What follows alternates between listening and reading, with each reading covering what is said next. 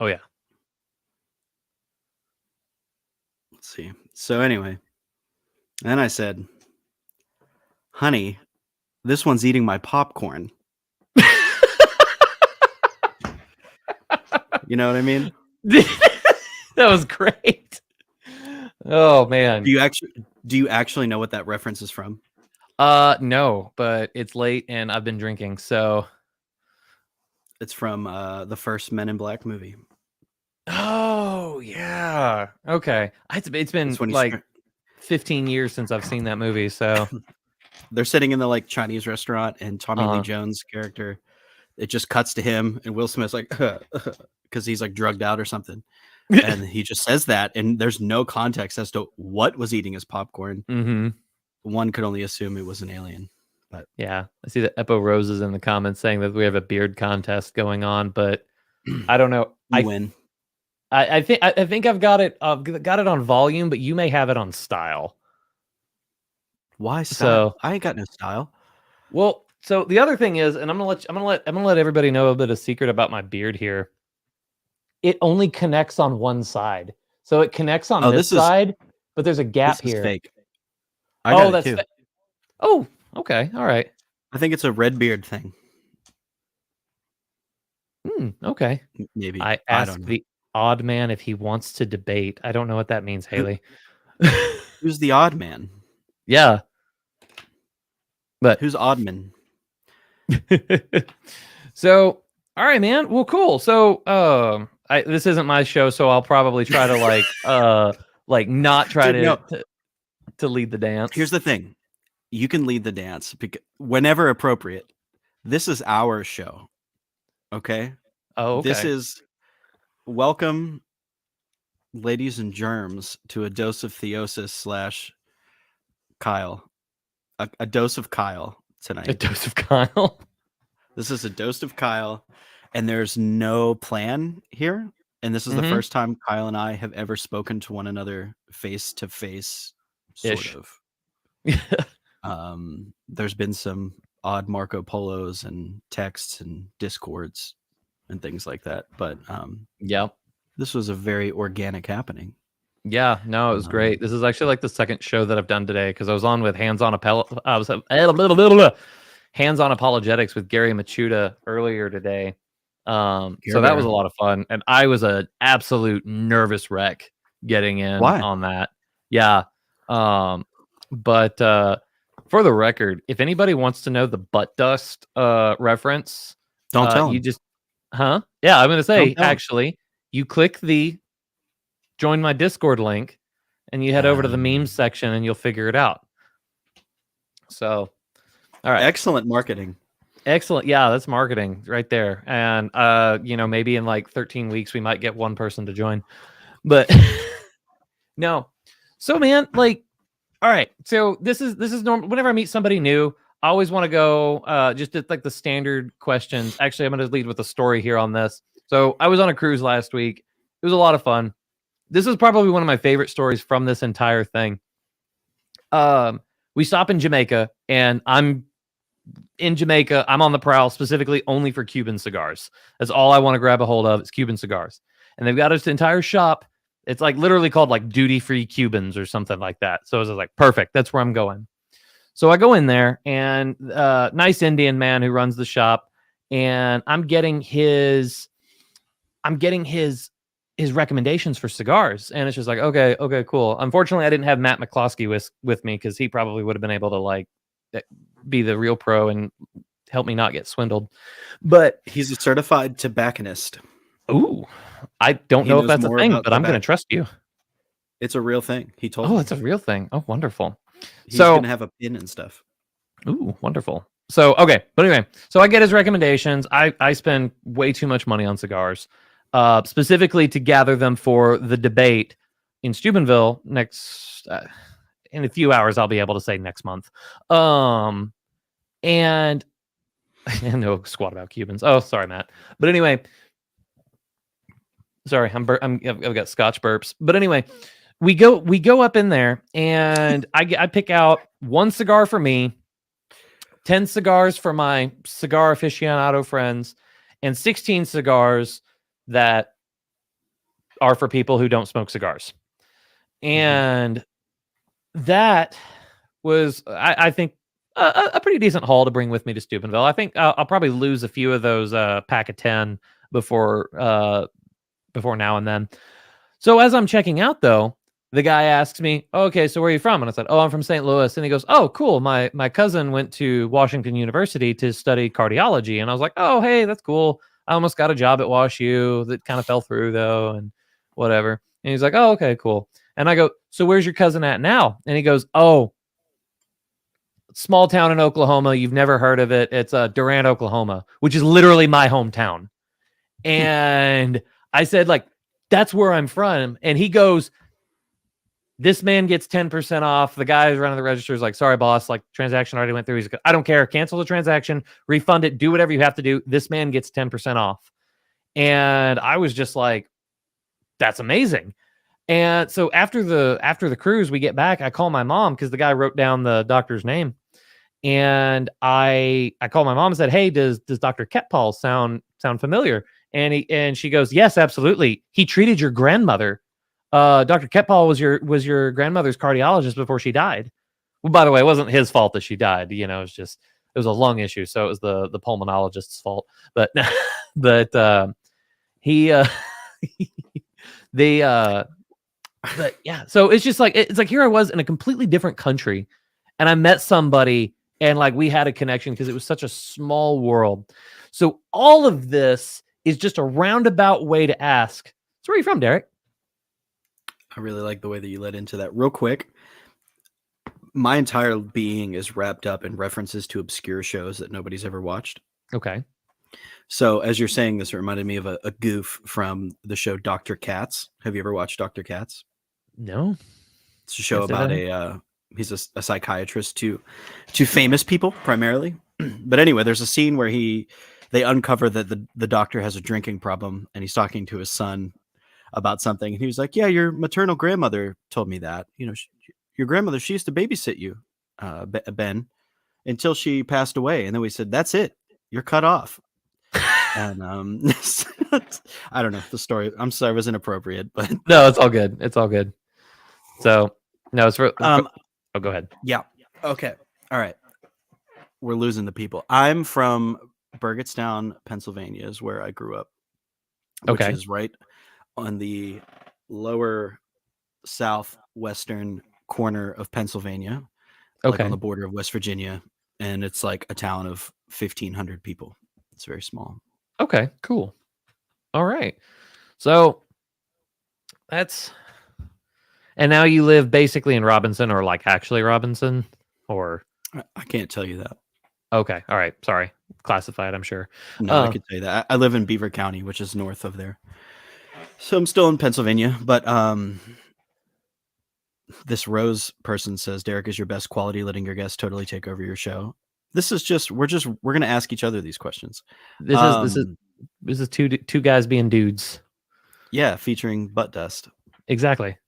So you I already told you how to find the butt dust. It's magical. Exactly. Yeah, I'm from Burgettstown, man. Grew up there.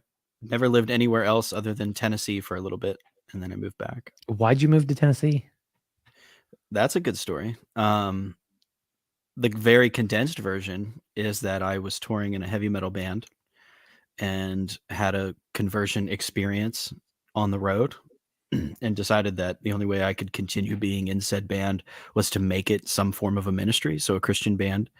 And the guys were not like necessarily on board with that. So Okay. I quit and moved to Nashville to kind of pursue music, but also to pursue a woman who is now my wife.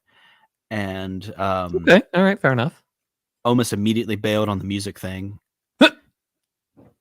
And then ended up in seminary while I was there. So this band that you were in, like, is that music like available on Spotify? No, but you can search. I mean, you can find some stuff on YouTube if you search "Round Hand Rowan." Round like the shape, hand like the hand, and Rowan like the tree. ROWAN. Also like Mr. Bean's first name. Okay, gotcha. Yeah, you probably should have led with that one because I was like, I didn't realize that Rowan was a tree. It's a Norse So, mythology thing, I guess. Like, I don't know, a Viking shot an eagle, and the blood droplet fell to the ground and oh, immediately like was the a tree. Disney god thing. I don't know what's that. The Disney gods, the Thor and Odin and sorry. Oh, did they do that thing? No, Was but that it's no. So I'm a massive troll. So like every time you go on Facebook, like the Norse pagan larpers like to pretend that they're so much better than Christians or whatever, and I like to remind them that like Thor is property of the Disney company, and so it's just like. So if you're sitting over here praying to Thor, it's like make sure you include Mickey Mouse, his boss, in there too. So, you know, that's a sick burn, dude. yeah. So it's if you get a little punchy, like I'm gonna like listen, like okay, if we're doing this, let's do this.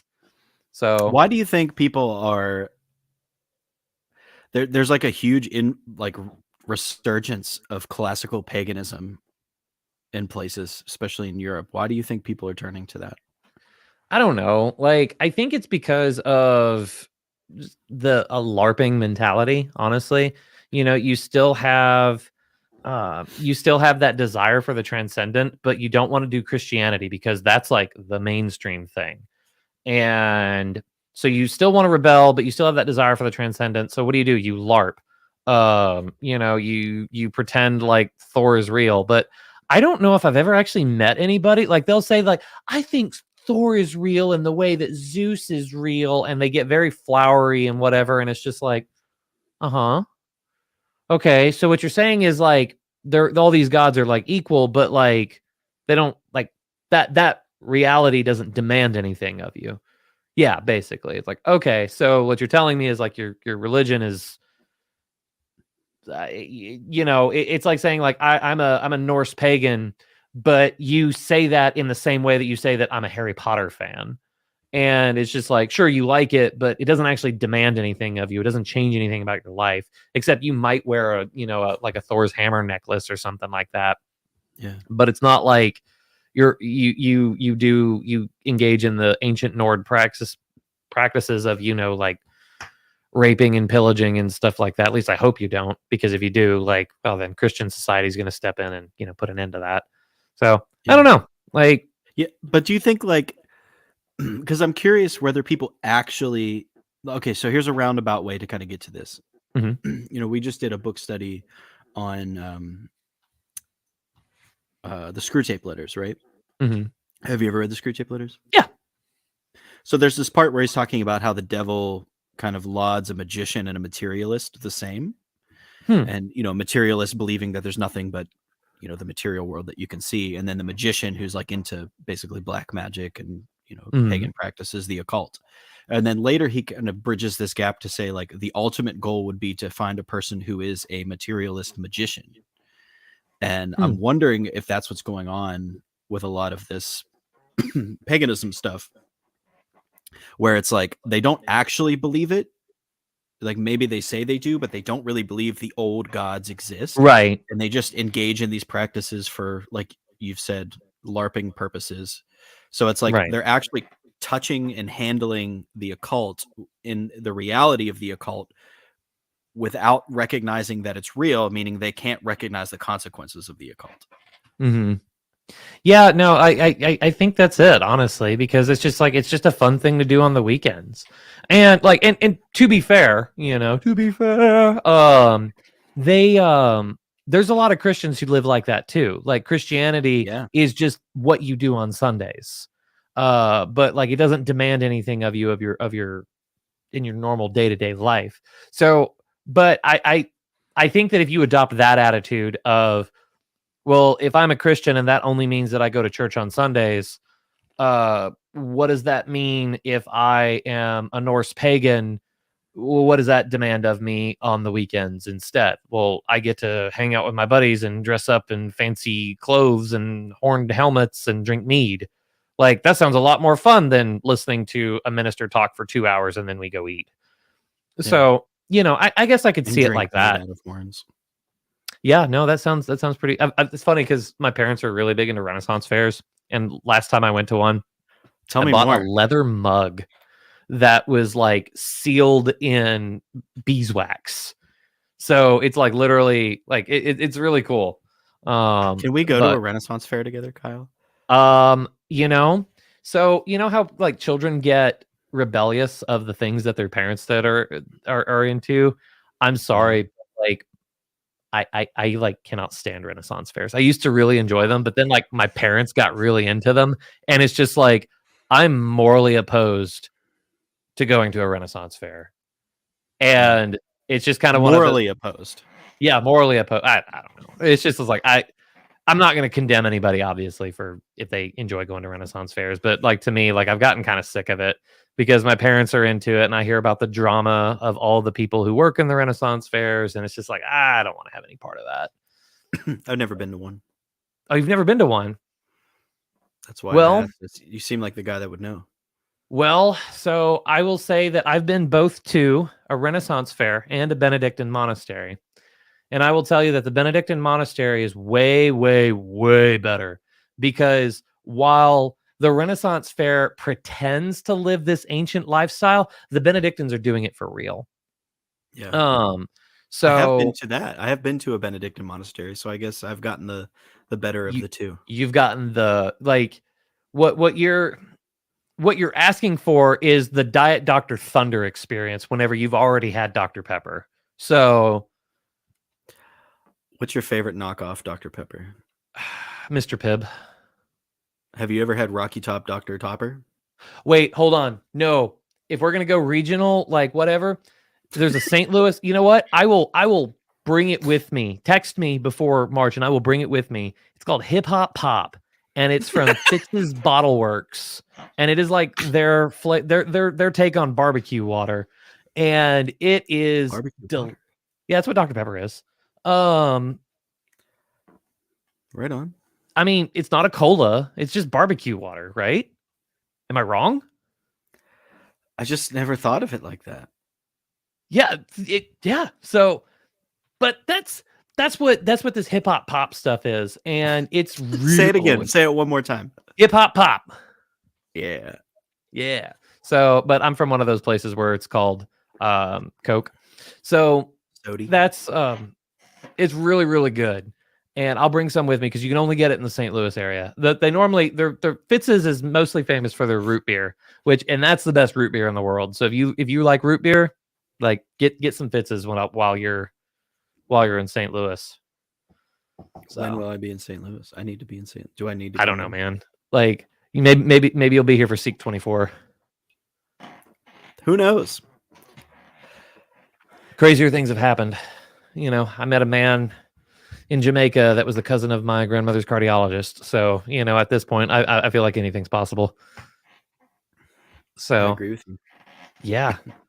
So do we have any questions in the chat? Do any of y'all want to like ask something? I mean, ridiculous questions. Okay. There's some so good stuff, but... you okay. I don't know if you can tell me whose social media you occasionally post memes to. I don't know if you're allowed to say that. I could say that. Okay.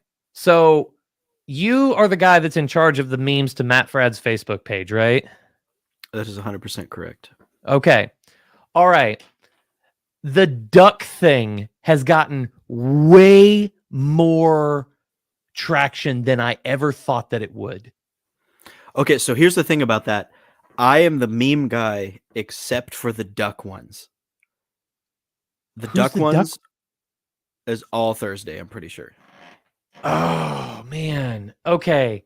So, like, I asked that dumb question on the Quake live stream, and it's not even an original joke. I just knew that, like, Matt does, not Muay Thai, but jiu-jitsu with Dr. Bruninger, and I was just like, who would you rather fight? You know, 100 duck size, whatever. And, so, yeah, he says that's Thursday's gag. Okay, all right. So I'm just sitting over there thinking like, okay, this joke will probably die. And then sure enough, like Matt Bruninger comes on like the next show or whatever. And I'm just like, okay, well, we obviously have to ask the inverse of this question. And man, I lost it whenever I watched, because if you go back and you watch the show, whenever he asks Matt Bruninger the question, he's just like, okay, you know, all of these could be a book length treatment. Okay, all right, fine, yeah. So you see his entire body motion or his body language change. You know, his eyes goes from looking at Matt to looking at the table. He's going very clearly into listening, counseling, healing mode. And then he gets hit with this dumb duck question, and he just completely just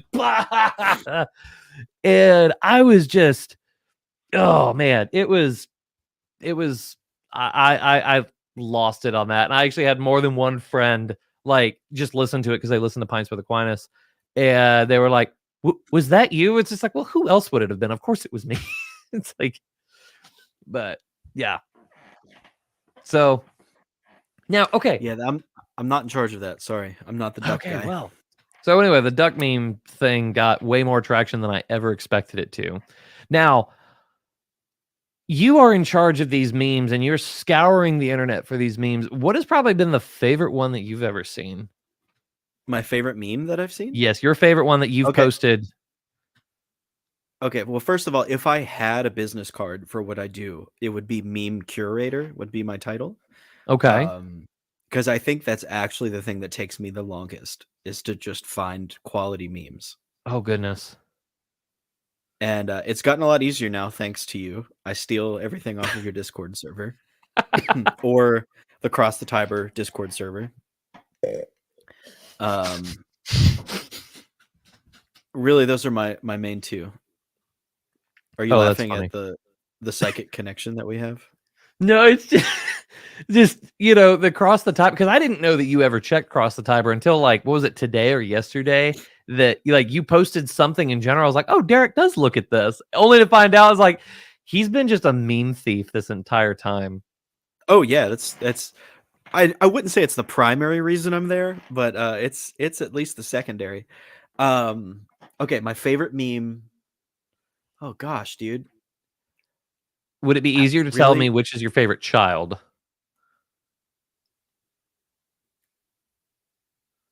No. Okay, all right. Notice that took me longer than it should. Yeah, that wasn't an instant answer. No, my favorite meme. I don't know, dude. The butt dust was pretty good. I think I just posted one recently. This one gets me every time, where it's Jason Momoa, and he's standing there, says, "Hi, I'm Jason," and then this is my Moa, and he has a lawnmower. Oh man, that one gets me pretty good. I love potty jokes. I'm not gonna lie, I'm not ashamed of it. And I've been told that it's actually a sign of intelligence, that even, like Mozart wrote songs about very inappropriate toilet humor, but yet he was lauded as like a great genius. So I don't know if you would call that toilet humor. That was advanced. Like, I'm not even going to say the German. Oh no, you shouldn't. No, because it's just like, especially German is so close to English. Maybe not that particular piece. Okay, you know what I'm talking about. Yeah. Yeah. Oh, well, like, I don't know, though. I think the highest form of humor is puns. I have a good pun joke that you might like. Okay, hit me. Do you know the one about the chess? The chess champions?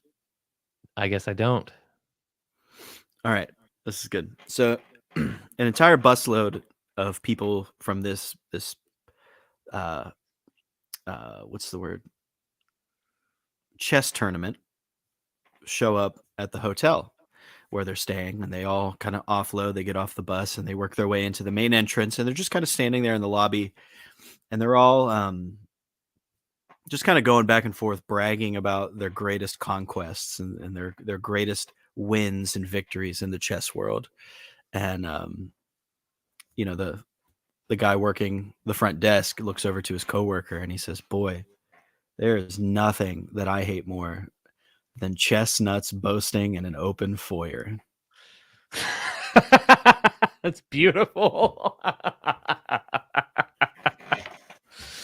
All right. I like that one.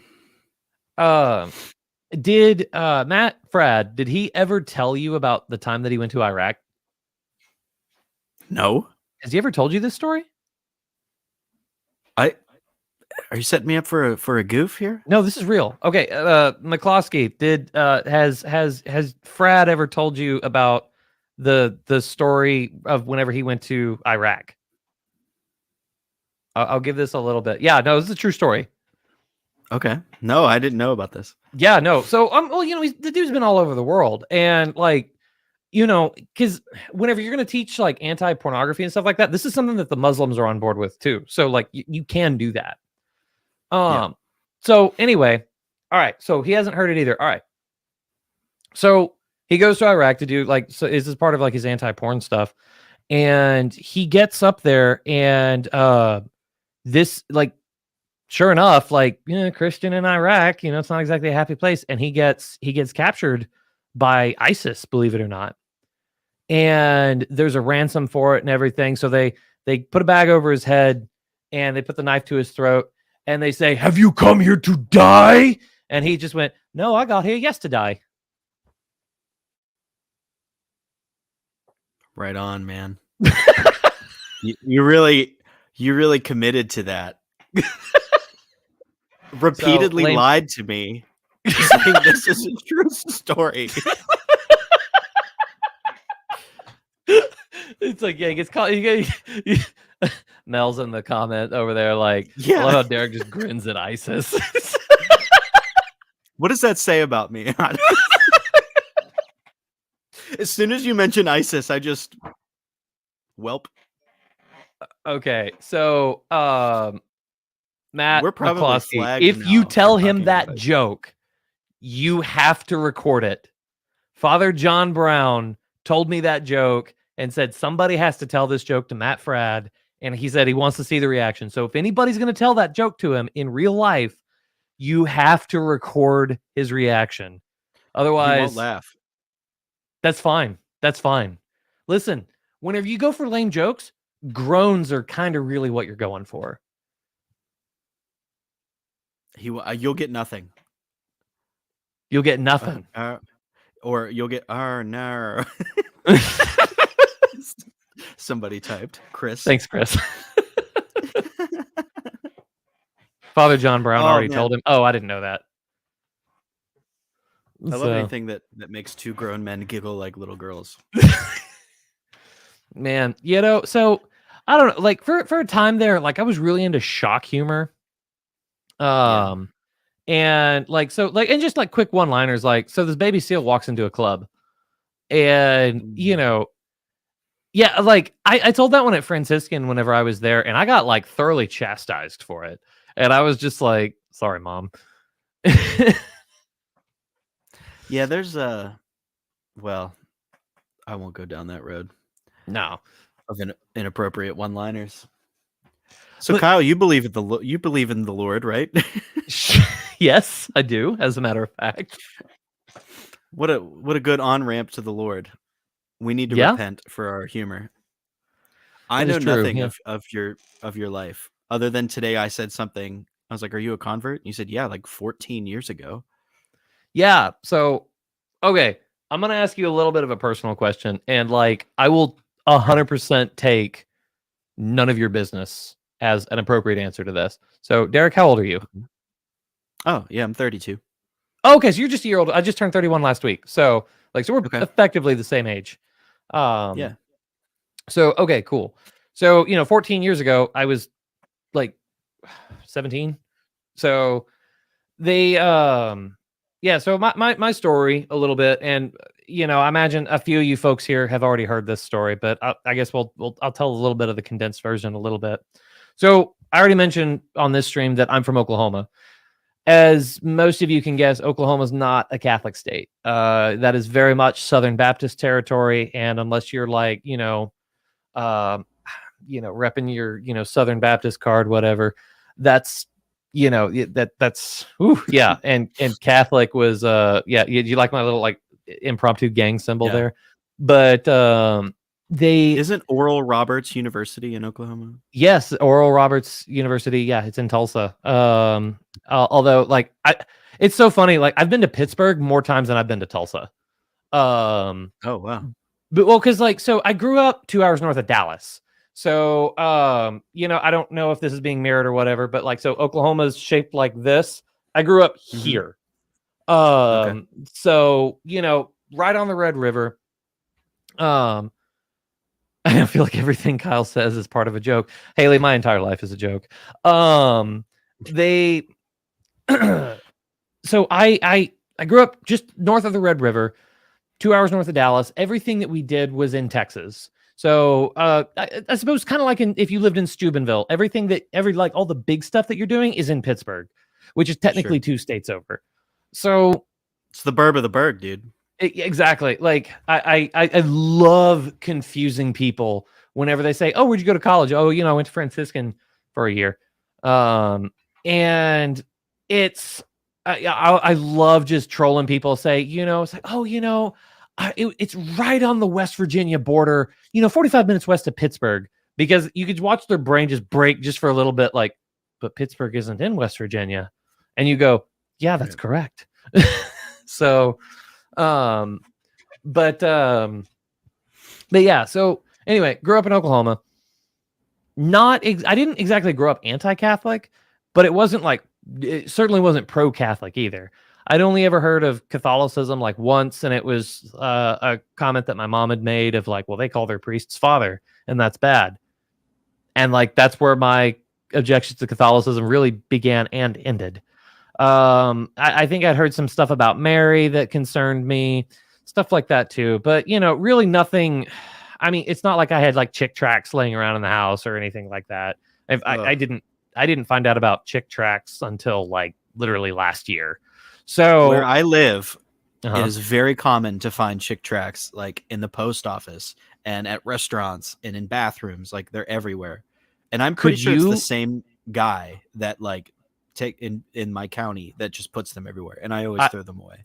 I would very much appreciate if you would collect some and give them to me whenever. Okay, that's fine. Because I'm not going to order them. But if you could collect them and give them to me, and I want to do a live stream where I make fun of them one day. Okay. So like yeah, I can do that. Yeah. So, but it's like also, but at the same time, I don't want to give my information to them. So, but anyway. Well, real quick, do people know what chick tracts are? Do we need to explain this? You know what? Can we get there might be at least one person that might be a little embarrassed to admit. Okay, a chick tract. CTRACT. So basically they were or they are like these really low-hanging fruit, which is the name of a video series I do. It's a low-hanging fruit like anti-Catholic nonsense. And we're talking about like if you look up like the Jesuit oath or something like that, is the most hilarious, nonsensical thing that I've ever seen in my life. It's like a Jesuit will like takes an oath to like kill every Protestant that they can find or whatever. It's really, really dumb stuff. And there was a man that Jack Chick had he had partnered with, who God rest his soul has since passed away, but he claimed to once be a Jesuit priest. Somebody did some digging on that. No record could be found that he was ever a Jesuit priest or anything like that. It's like, oh, it was in Spain. It's like, well, Spain's never heard of him either.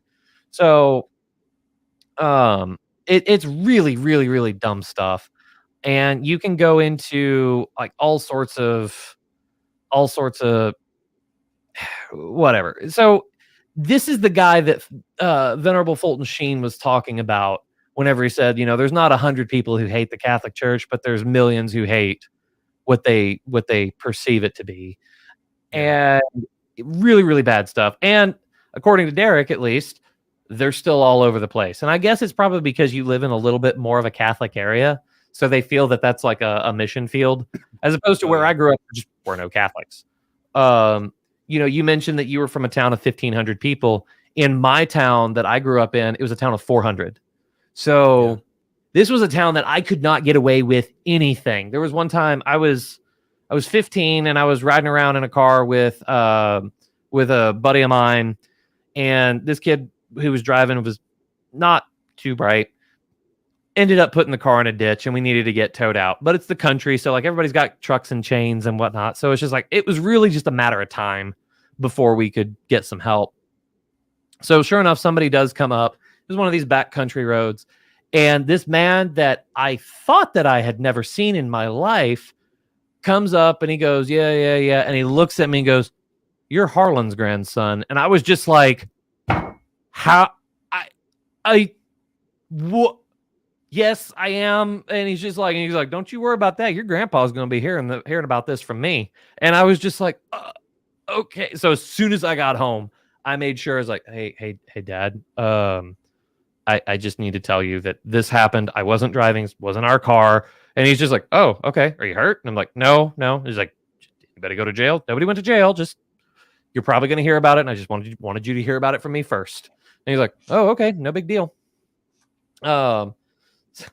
So yeah. So anyway, so that's kind of where I grew up.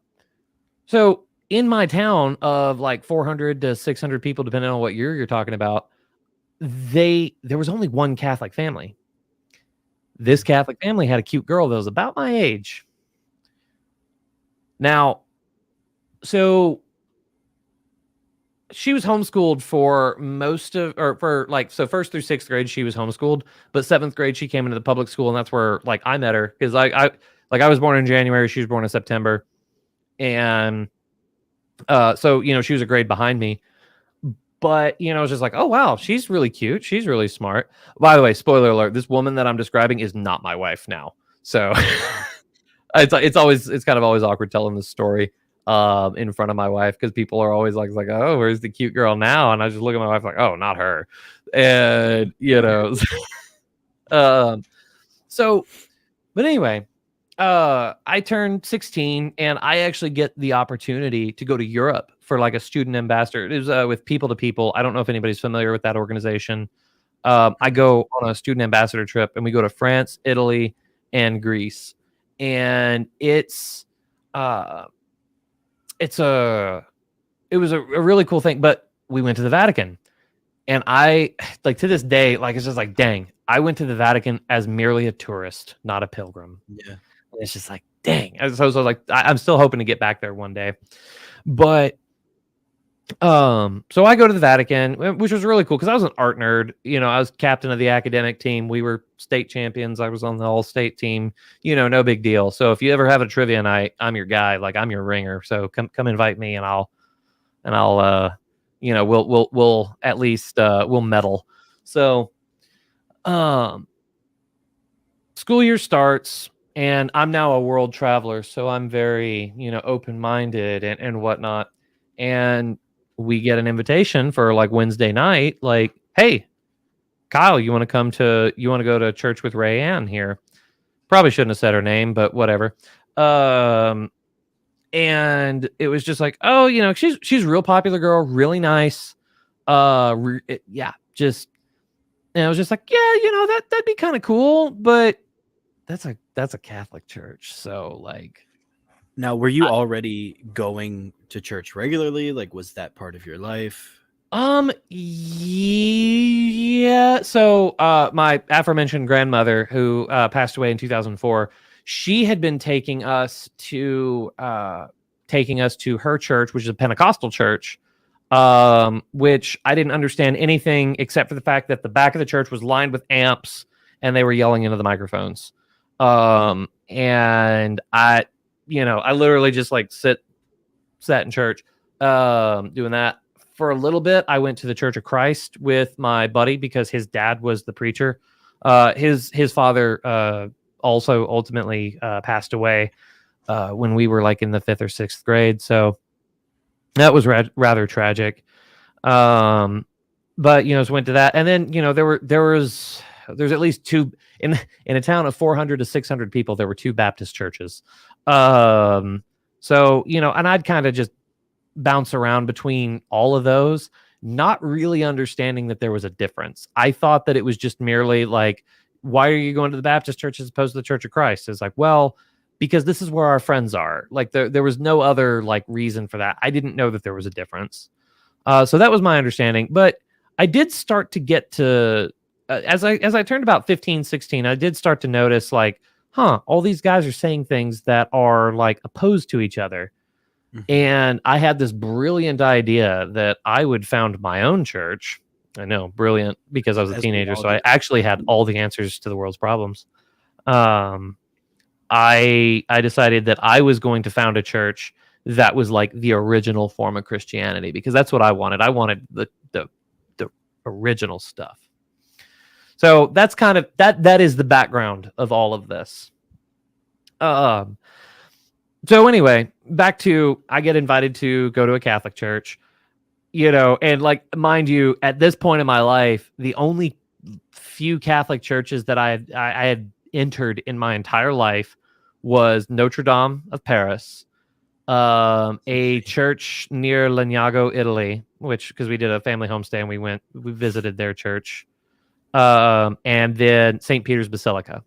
Like, those were the only Catholic churches that I'd ever entered in my life, and all of them were as a tourist. And so I get invited to this church in St. Patrick's in Denison, Texas. Really pretty church. You can look it up if you want. And my reaction is like, yeah, I'd be okay to, like, appreciate the architecture and the artwork that may be there, but as like a form of worship, thanks, but no thanks. Mm-hmm. But then they told me something that like completely changed everything. I'll never forget it. She looked at me in the eye and she said, "Kyle, there's going to be free pizza there." And I knew this was going to be. I was sold. And I was just like, yeah, let's do it. Because I was like, at the end of the day, I was like, well, I'll go for the free food, whatever. So the way they did it was kind of cool.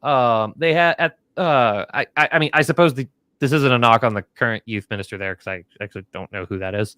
But like the guy that they had at the time was fantastic. And the priest there, Father John, amazing priest. So whenever I go there, whenever you showed up, they separated us out, men and women. So men went to this little meetup called Bob, so Band of Brothers, and then the women went to Wild, which was Women in Love with the Divine, which was a name that like the students had chosen themselves. And we Just pause. Bob is the best that the men could come up with. Listen, man, Band of Brothers was like the hottest show on TV at the time. All right, man. I mean, it might have been. I don't remember when Band of Brothers came out. I just do remember kind of watching it whenever I was in high school, though. But anyway, so yeah. And it may have been a joke, too. It's like, what are we going to name it? Let's name it Bob. So I don't know. I wasn't there whenever it was named. This is just what it was whenever I showed up. Sure. Right.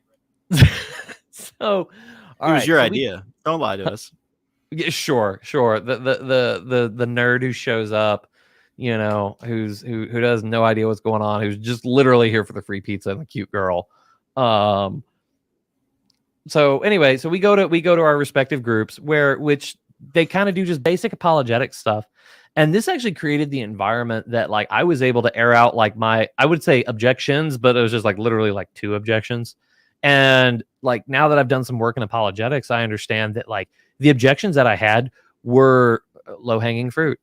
And it was just, oh man, it was so remarkably like my objections were so remarkably shallow that it would take about 15 minutes. Like if somebody came to me with that understanding, came up to me, it would take about 15 minutes for me to dispel all of it. And that's about how long it took them to. So, but cumulatively, because, they're not going to be like, hi, welcome. What are your objections to Catholicism? You going to come through the door now? Like, yeah, it wasn't anything like that. Tim Sweeney's over there. It's like, at the mention of free pizza, I do pay more attention. Me too, Tim. So we go through this, and then we went to Mass. And this was the first Mass that I'd ever been to in my life. And Father John has a real gift for connecting to teenagers. That's actually why, like, the bishop ultimately moved him to a parish that had just had to shut down their high school because due to dwindling attendance. And I'm pretty sure that Since that happened, which was like 2010-ish, he has since turned it around, and they have now, the high school is open now and thriving, so which is fantastic. But he was there, and I get to know, um, I get to know everybody there, get to know the community. But the mass, though, completely captivated me from start to finish, because I was just expecting, it's like, okay, this priest who's not married, whatever, he's going to get up and he's going to preach at us for an hour, and I will tolerate it just so that I can go get free pizza at the end, because that's kind of how Baptist services work. Is, the preacher gets up there, talks at you for an hour or two or maybe 4, and then you go eat afterwards. And I thought that's what this was going to be too. But no, so it was a mass, and the entire liturgy, it changed enough to captivate my entire attention. And then whenever it got to the consecration, the Eucharist, I was over there like, hold on, what's that? What's going on here? Mm-hmm. And I'm just sitting over there like I'm confused, and it's just like, okay, something happened. And I talked to my buddy Tyler, who was the girl's older brother, who ultimately became my RCIA sponsor. Very, very, very good guy, still a good friend. He comes up and he talks about, I asked him and I said, Tyler, what just happened in there? What was going on? And he's just like, oh, so he kind of explained the real presence to me. And I was just like, okay, that kind of sounds silly, but let's go get this free pizza and let's talk more. Well, it was a lot of fun. So afterwards, we had like the mixed group, and there was still another lesson attached to it, and I got to know the community. And because it was so much fun, I kept coming back. So week after week, I was coming every Wednesday, and eventually I started picking up going on Sunday nights too. But I was still very adamant that it's like, I'm not becoming Catholic. This is just a fun thing. And then whenever I move away, that, I'll probably drop this because, Catholicism's fake, but free pizza's good. I know that much. Because there was free pizza like literally every single time. Like, I cannot overstate the importance of this free pizza. Was and pizza? Or was it exactly, Totino's man. party pizza? Yeah. So I mean, I think it was Little Caesars, but I was 16 and broke, so like, I was always there. Listen, the other day on a live stream, I said like, "Oh, dude, I would do anything right now for a Totino's party pizza," and somebody said, "Bud, they're like $1.50. Just go buy one." You literally just said you would do anything for $1.50, and it's when you put it like that, it sounds silly, but come on, man. I would learn taxidermy and stuff a squirrel for a Totino's pizza. So, but anyway, so we get in there. Favorite pizza, favorite chain pizzas ever? Probably Emo's for me, but that's because it's St. Louis. But when you live here, Emo's is garbage. But when you're visiting, it's fine. Anyway, it's fun. I keep coming back, but I'm still not convinced. They do in the course of all this. I do go through my objections. And I start kind of feeling that, like, well, maybe I should. I don't know. I don't really want to convert. That would be kind of a hassle. And eventually I do get, like, while we're riding around, I kind of asked my buddy Tyler, because he was driving us somewhere. We were probably going to Brahms or something, which is an ice cream chain that it's like an ice cream burger joint and a grocery store all wrapped together. If you're in the Oklahoma area, it's a magical place. So we're going there, and I asked Tyler, I was like, hey, Tyler, so what is it, just out of curiosity, like, what does it take to become Catholic? And he goes, well, you'd have to start going to mass on Sunday mornings and go to a class. And I was just like, oh yeah, no, sorry. That's it's too rich for my blood. I'm not getting up on Sundays. That's just not going to happen. And so I kind of leave it be. But the point that I knew that I was cooked was because I was, at the time I was 17, so I was watching Comedy Central, because you remember, 2009 Comedy Central was still funny. And, and I can't even remember the name of the comedian. And this wasn't even the first time I'd seen this special from this guy.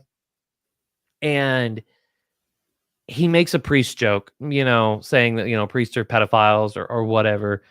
And while I don't remember that joke being particularly funny the first time around, this time, whenever I heard it, I was offended. And I turned off the TV and I walked away to like go do something else. But as I was walking away out of the living room, I was thinking to myself, oh no, that's it. Like, whether I want to admit it or not, I'm there. And I was just like, dang. Well, now it's just a matter of making it official. Mm-hmm. So, I'm a junior in high school at this time, and this was Lent of 2009, and I'm watching probably Big Bang Theory with my mom, and somebody calls her, so she pauses the TV. She talks on the phone for a little bit, and for some reason, I thought it's now or never. I have to do it now. Let's do it. So, like, as soon as she gets on the phone, gets off the phone, before she can pause, resume the TV, I go, "Mom, I'm pretty sure I need to become Catholic." And you would have thought I was coming out of the closet, man, because she was just like, okay, we'll get through this, kind of like that. I'm disappointed, but I still love you, still trying to be very supportive, whatever. And then she's just like, well, at least you're not becoming a Mormon. And so, yeah, so we go through, and she gives me two requirements. One, I have to wait until I'm 18, which I was 17. This was already Lent. I had to wait till I was 18 anyway, per the church's guidance.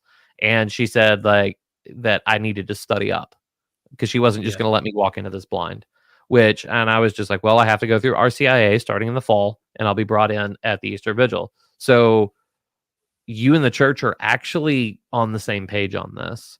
And she's like, okay, cool. And so, yeah, I started going to RCIA.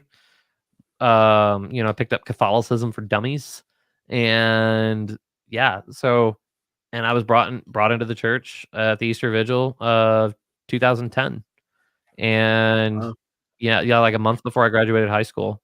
And yeah, no, it's been a wild ride since then. After that, I went to Franciscan for a little bit. That's actually where I met my wife, and that was another wild story. Because she was actually planning on being a nun whenever I first met her. Wow. And but I ran out of money after that. I went for 2 semesters. My parents weren't going to sign off on student loans for me to get a degree in theology, which, like, hindsight being 2020, that was a very good decision on their part. Cause like now, like, financially, like, I'm doing great. And so anyway, like I after I ran out of money, I joined the Air Force. So I was active duty for 6 years, and then after that, I went to the Air National Guard for another 4. And now, like, I am completely out, and I get to have a beard, and it's wonderful. Like, I've literally been growing this beard ever since I got out, and it's that was like, honestly, the Air Force did great things for me because I was able to start a career in tech. And things have been going good since then. And now, since things have at least kind of settled down. I mean, I got a lot of kids, but things have kind of settled down in the fact that we're not moving every other year. So that's whenever I started the YouTube stuff, and here we are. So that's basically my background. I forgot where I was going with that before you asked me how to give me my background. Well, there's a couple different avenues that I could go off of that, and a couple questions that I have, but I am interested well, number one, it's fascinating that there's a few pit stops along the way that I share with you. One being in opposite order, though. My seminary training was at a Church of Christ school. Don't know Freed why. Hardman? No, Lipscomb. Okay. Liberal Lipscomb, they call it, because they okay. allow instruments and swimming. I see. This is a gross oversimplification of the matter, but more or less I went to seminary because I wanted to know what the difference was between First Presbyterian Church and Second Presbyterian Church. Like, I was always fascinated by this, what differentiates churches from one another. And I had no intention of actually getting into active ministry of any sort. I kind of said, though, I'll just teach. which is like a real cop out in retrospect. But and then as soon as I graduated, I ended up actually pastoring in a Pentecostal church, more or less Pentecostal. It was non-denom. It was Pentecostal. Let's not lie to ourselves. Were you yelling in tongues? I never yelled. I had experiences of tongues, and I don't know whether they were valid or not. Some of them I definitely think were not, and there's some that were like very intimate experiences of the Lord that I'm not sure what to do with. Yeah. But my spiritual director would say, if a consolation comes in prayer, that's the consolation. There's nothing else to do. You don't need to go back and rip it apart and try to figure out what it means. It means nothing. So okay, leave that where it is. But circling way back, you said something about like objections to Catholicism and low-hanging fruit, and like most people that you encounter, typically what they're presenting you with are low-hanging fruit objections. What do you think is a good objection, or what objection stops you in your tracks? So stops me in my tracks. Stops me in my tracks because I'm very ignorant is probably going to be the filioque. Or like any objections surrounding like East-West schism, stuff like that. That's not because I don't think that the church is right on that, or if I believe the church is wrong. It's that I am not smart enough to attack that issue. The energy essence distinction, stuff like that. I don't really understand it, if I'm being 100% honest.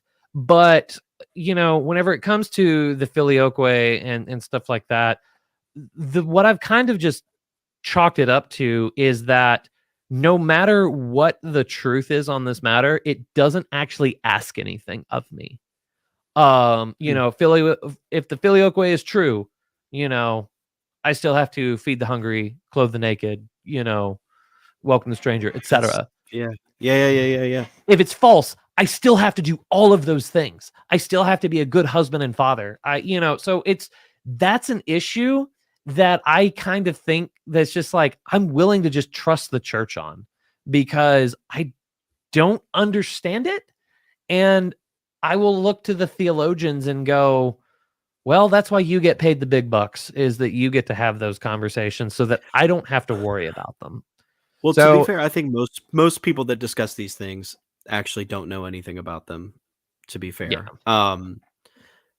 But what I don't hear you saying is, because I don't understand this, or because it doesn't demand anything of me, that means that I could just be any stripe of Christianity that I want. Right. Is that correct? So it's like, yeah.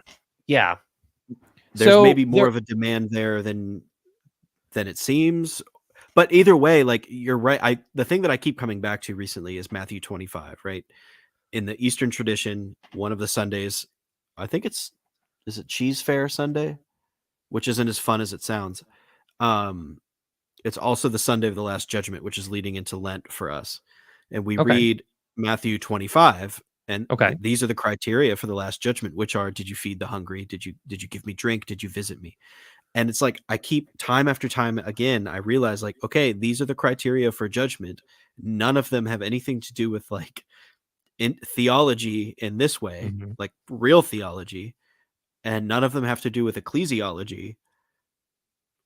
But yet those things matter. So, okay, take what you want from that and comment. Yeah. I guess so. Like, okay, just because I don't like understand like all aspects of Catholic theology, which I will fully admit I do not understand all of it. And in my station of life, I'm okay with that. I don't have a degree. I'm not educated. I am for all intents and purposes, I'm a peasant. I'm not nobility. I'm not a scholar. I'm a husband and I'm a father. And my job is to put bread on the table. My vocation isn't necessarily to do deep dives on all these things. You've got these people that are like these chimera that can do both, like Eric Ibarra, who's like both a super genius and a scholar, and also has a full-time job. Like, it's just amazing men like that. That's not me, at least not yet. It might be one day, definitely not now. But I guess one of the things that makes me Catholic isn't going to be any reasons that's going to be convincing for anybody else. And a lot of it is just the way that God has led me through my life. You know, how did I, an edgy teenager in Boca Chica, Oklahoma, a tiny speck of a town that nobody's ever heard of, with only one Catholic family, how did I find the Catholic faith? It's like, well, because God led me to it through many acts of divine providence. You know, you want to talk about like, what are the odds of this happening? So it's like random chance? Absolutely not. I've had other things happen in my life that, well, okay. There was a time that it looked like my wife and I were not actually going to get married. We were engaged. It looked like we were about to have to call off the wedding for some reasons that I'm not going to go into. And then I floated the idea. We were long distance at the time. She was in St. Louis. I was stationed in Fort Worth, Texas. So the military wasn't going to move me. So if she was going to be near, she had to move down close to me. But you know, we weren't married either. So it's just like, it's not like we could move in together. So I floated the idea, why don't you move down to Fort Worth? Mm-hmm. And we're like, yeah, let's do it. This sounds like a great idea, except for the fact that, you know, reality sets in. The money's just not there. Well, so I start on the journey to find her a roommate. And this is Lent of 2014. So middle of the semester, none of the college age people are looking for roommates because they've already found them, and the pickings are especially slim. So I start putting out all my feelers. Hey, do you know any Catholic females who are looking for roommates? I don't know. Geez. So, and I'm getting pretty discouraged here, and there's a um so then we start lowering our standards. Like, listen, they don't even have to be Catholic, just female roommates. And nope, still no dice. So yeah, so I go to so I work swing shift as we called it. So it's 3 p.m. to 11 p.m. So I went to work that night, and while I was at work, I get a Facebook message from my wife's old roommate, believe it or not, who lived in Idaho. She says, "Hey, I'm looking to move to excuse me. I'm looking to move to Fort Worth so that I can be closer to my boyfriend who goes to TCU. Do you know of any good places in town that I could live?" And I was just like, "You don't even realize this, but like, we're trying to move Julia here. Like, are you up for living with her again in Texas?" And she's like, "Actually, that would be perfect." So we find out later that like her roommate had prayed a novena to Saint Joseph before looking for a place to live. So she had just completed that novena, and that's whenever she reached out to me. And you know, now as an argument to like convince other people, that's not too convincing to others, but it's absolutely convicting to me. So just the way that I've seen that God has done in my life, that's kind of what's keeping me Catholic. And then, you know, the other things is just claims of authority. And if I'm being 100% honest, it's because I really didn't become aware that orthodoxy was a thing until like 3 years ago. So I'm not kidding. My only exposure to orthodoxy growing up was from my big fat Greek wedding. Yeah, no, that doesn't surprise me. And like, I'm Yeah. pretty sure it's still the case that there's only one Orthodox parish in Oklahoma anyway. Oh, really? So there might be a couple more now, but there was the chances of you having any exposure to that are like Yeah. zero. But Yeah. well, that was going to be my question was like, naturally, I would think I'm always curious, you know, of people who discover they're looking for the roots of an ancient faith, and it's like Catholicism, Orthodoxy. Did you ever consider the other? I mean, obviously the answer is no there, but as you progressed on your journey, like obviously there's the honeymoon phase of your like a newly received Catholic Christian. Eventually, there's got to be some level of disillusionment there, and you kind of the reality sets in. did you go through a phase of doubting or like looking into anything else? Was there ever a time where you thought maybe this wasn't right? Yeah. So, a few years ago, I started attending the Latin Mass. Which how familiar are you with like Latin Mass nonsense? Well, as someone who runs the social media So you're I see the okay. nonsense. Yeah. Yeah. So okay. So I started doing that. So I joined a few Facebook groups that uh,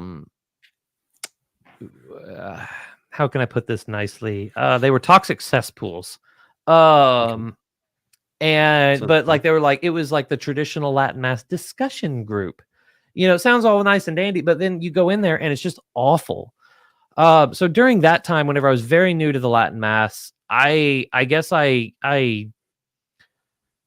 got introduced to a lot of the SSPX, Sedevacantism, obviously Pope Benedict was still alive at the time. So the Benevacantism, stuff like that.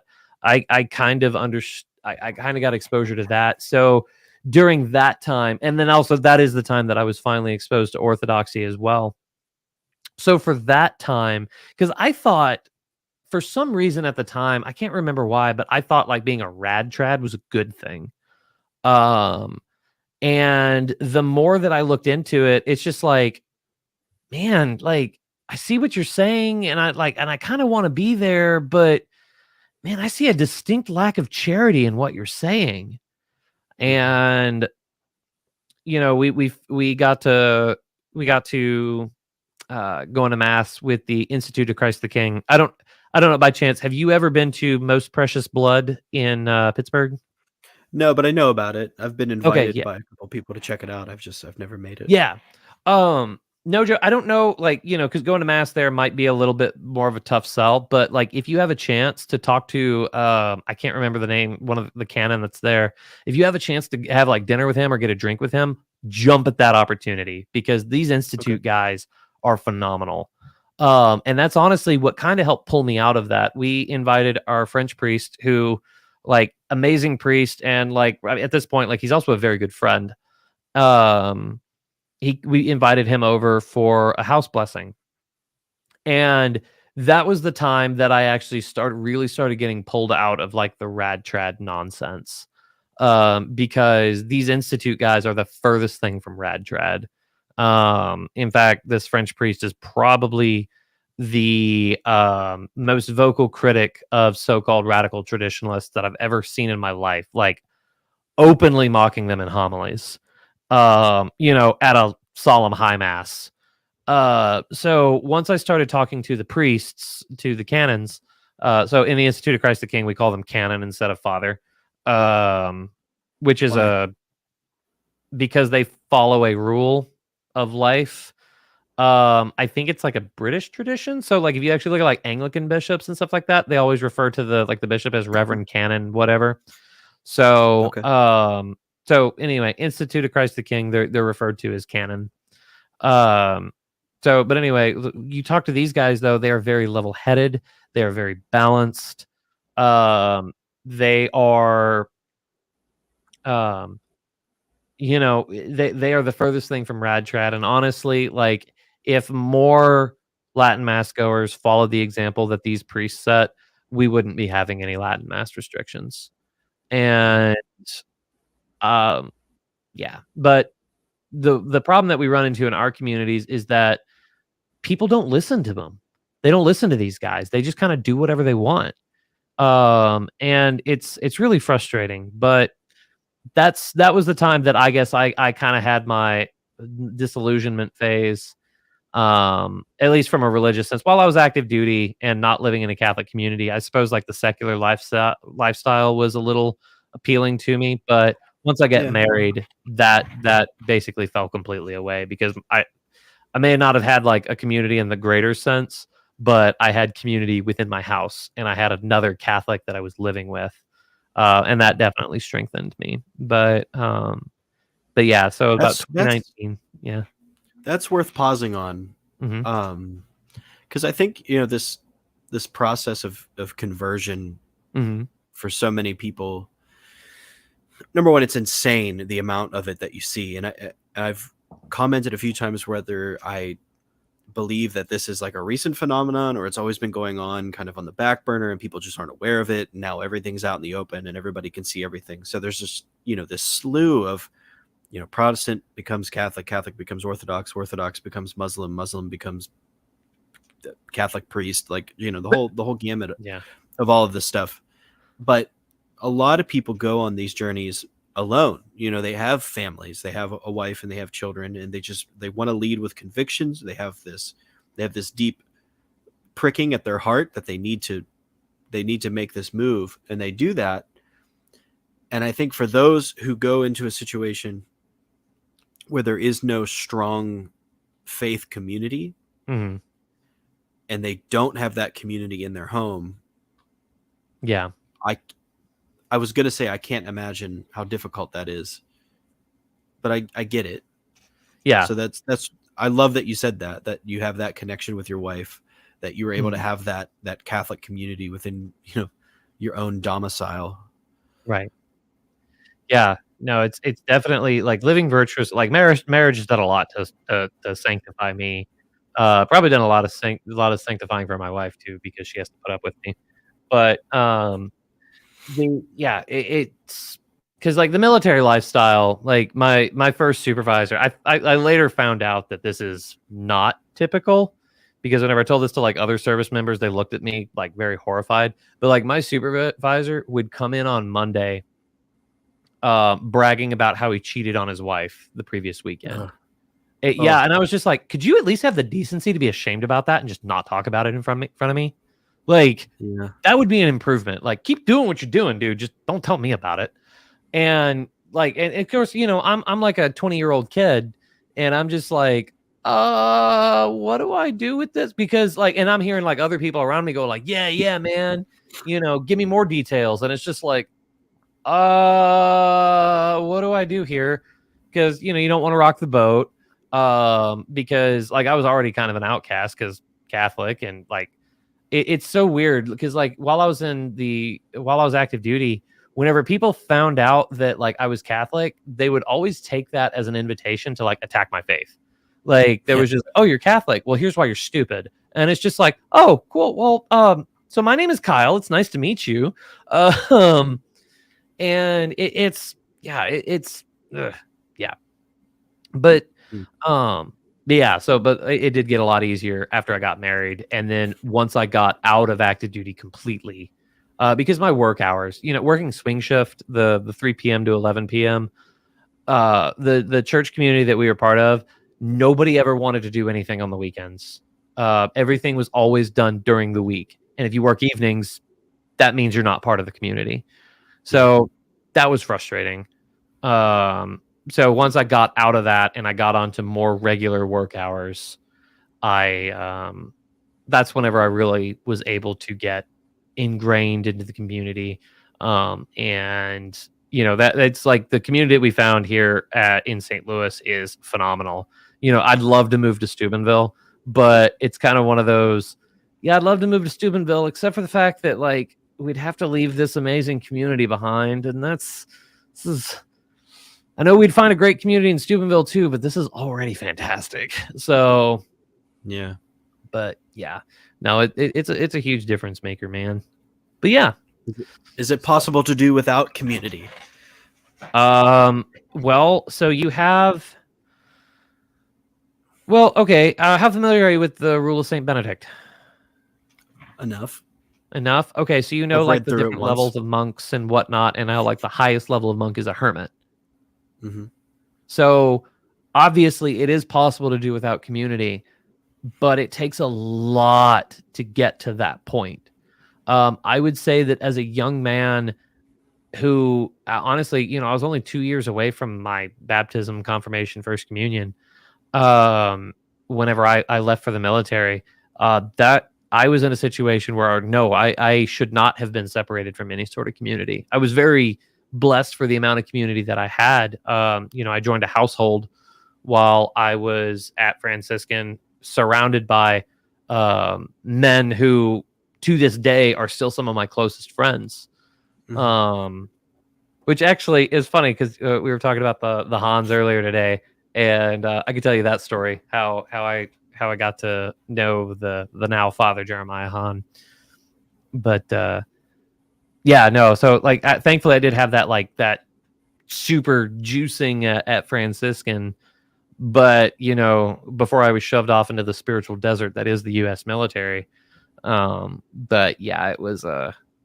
I would say that for a young man, no, community is absolutely vital, I unless mean, I'm you're like thinking some super saint.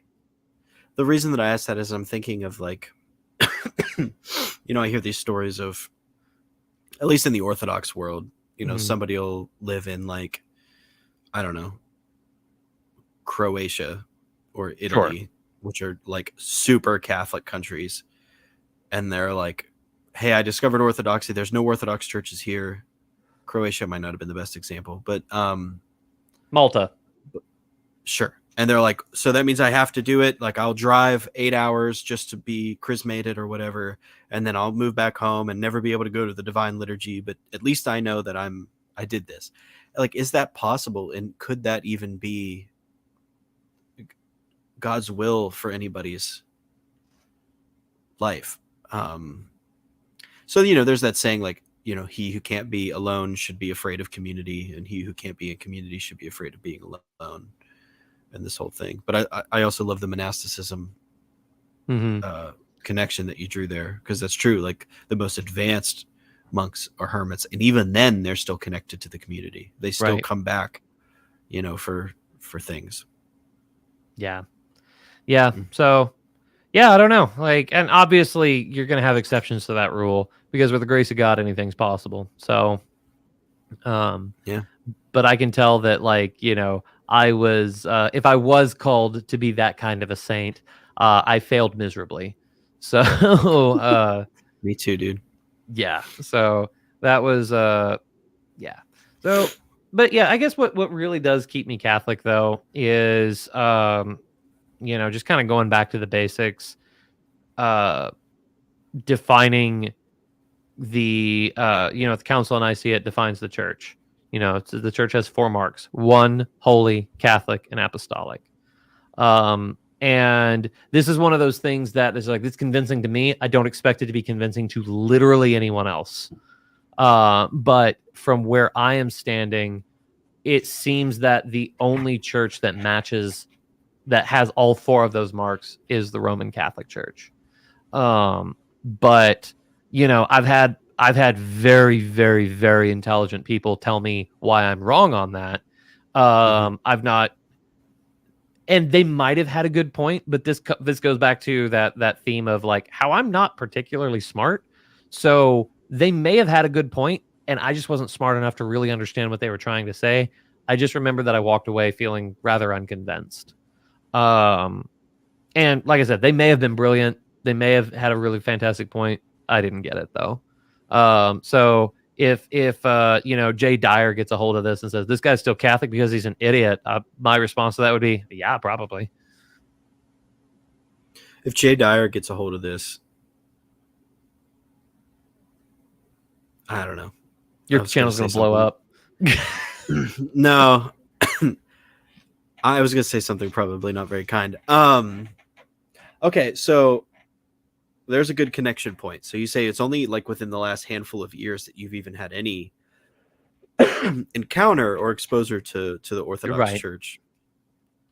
How did that get introduced into your just sphere of knowledge, and like what was your interaction with it? And here, second part to that, and you don't have to answer this if you don't want to, but I believe that you would answer it in a very loving way. Mm-hmm. Why don't you think that the Orthodox Church hits those 4 markers of one, holy, Catholic, and apostolic? Okay, so what was my interaction first? Well, so the first interaction was memes. And because it was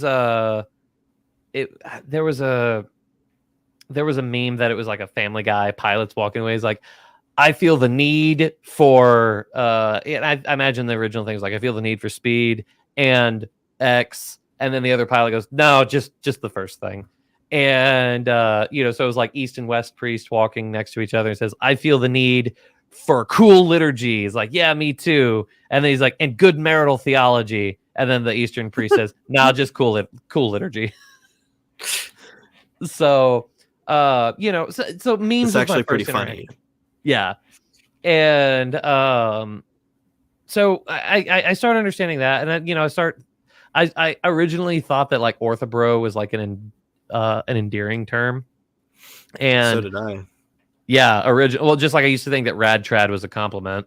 And while I'm over here, like actually in my guard unit, there was a guy that joined, young airman. So like I was an NCO and I had a young airman, and he was Greek Orthodox, but he was Greek Orthodox in the same way that like in your programming job, you might have a Catholic coworker or whatever. Like, yeah, he's Greek Orthodox, but that's because he's Greek. Yeah, sure. And like that's literally as deep as that goes. And if you ask him any questions about it, about the theology, whatever, he's like, "Oh, I don't know, dude." Like, so like he's one of those like I'm not gonna hold him against anybody in the Orthodox community because it's just like, okay, so this guy's just ignorant. I'm not gonna say he's stupid. He's definitely he's a bright young man.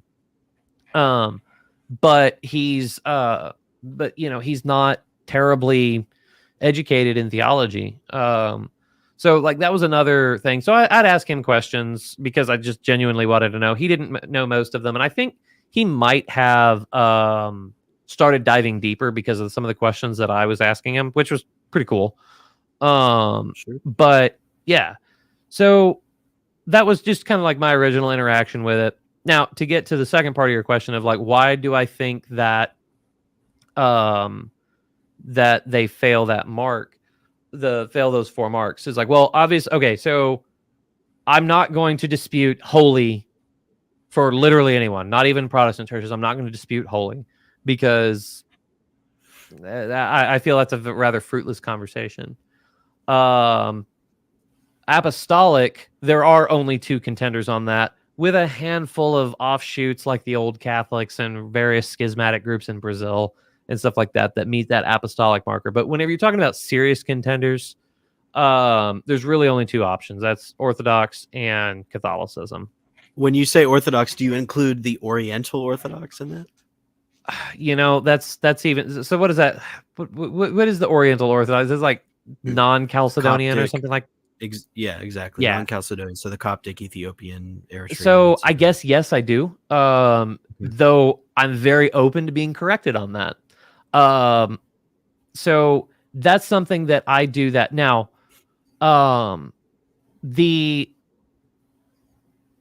So I do the other 2 marks with when it comes to orthodoxy, I will take issue with.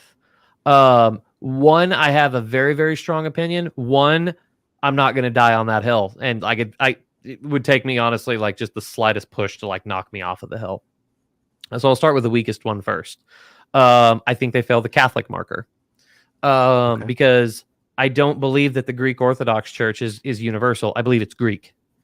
And that you kind of gave a good example there too. Although I suppose geography, whatever, is just like, oh, I could become Orthodox, but I'd have to do that. Now, in Oklahoma, I did not have an opportunity really to even become Orthodox because the Orthodox Church does not have a universal presence, and or a universal appeal or anything like that. I've heard mixed results of like saying, to quote Dr. Hahn, he says like the Greek Orthodox Church is more Greek than I can ever be. So in that regard, I do believe that like the Orthodox churches fail the Catholic marker, which also kind of alludes to the language that I just used right there. And I said churches. I do believe that they fail the 1 marker too. I see a bunch of brothers of the same family with no father. There's no way to settle a dispute. We have the Russians literally invading Ukraine right now and mutual excommunications back and forth. And there is no higher authority to settle these disputes, to unite the clans effectively.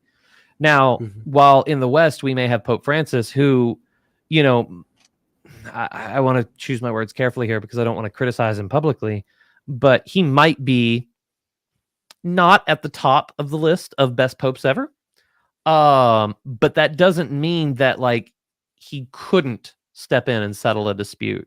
Obviously, I do have my gripes with the way he's handled situations, but I honestly can't say that I would do much better if I were in his position.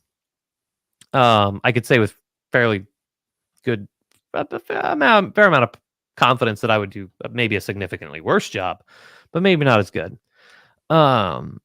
So I see a distinct lack of unity to the point where like I have a hard time accepting the fact that the Orthodox churches are one. And so then that begs the question of like, well, if they're not one, then which one would be the true church?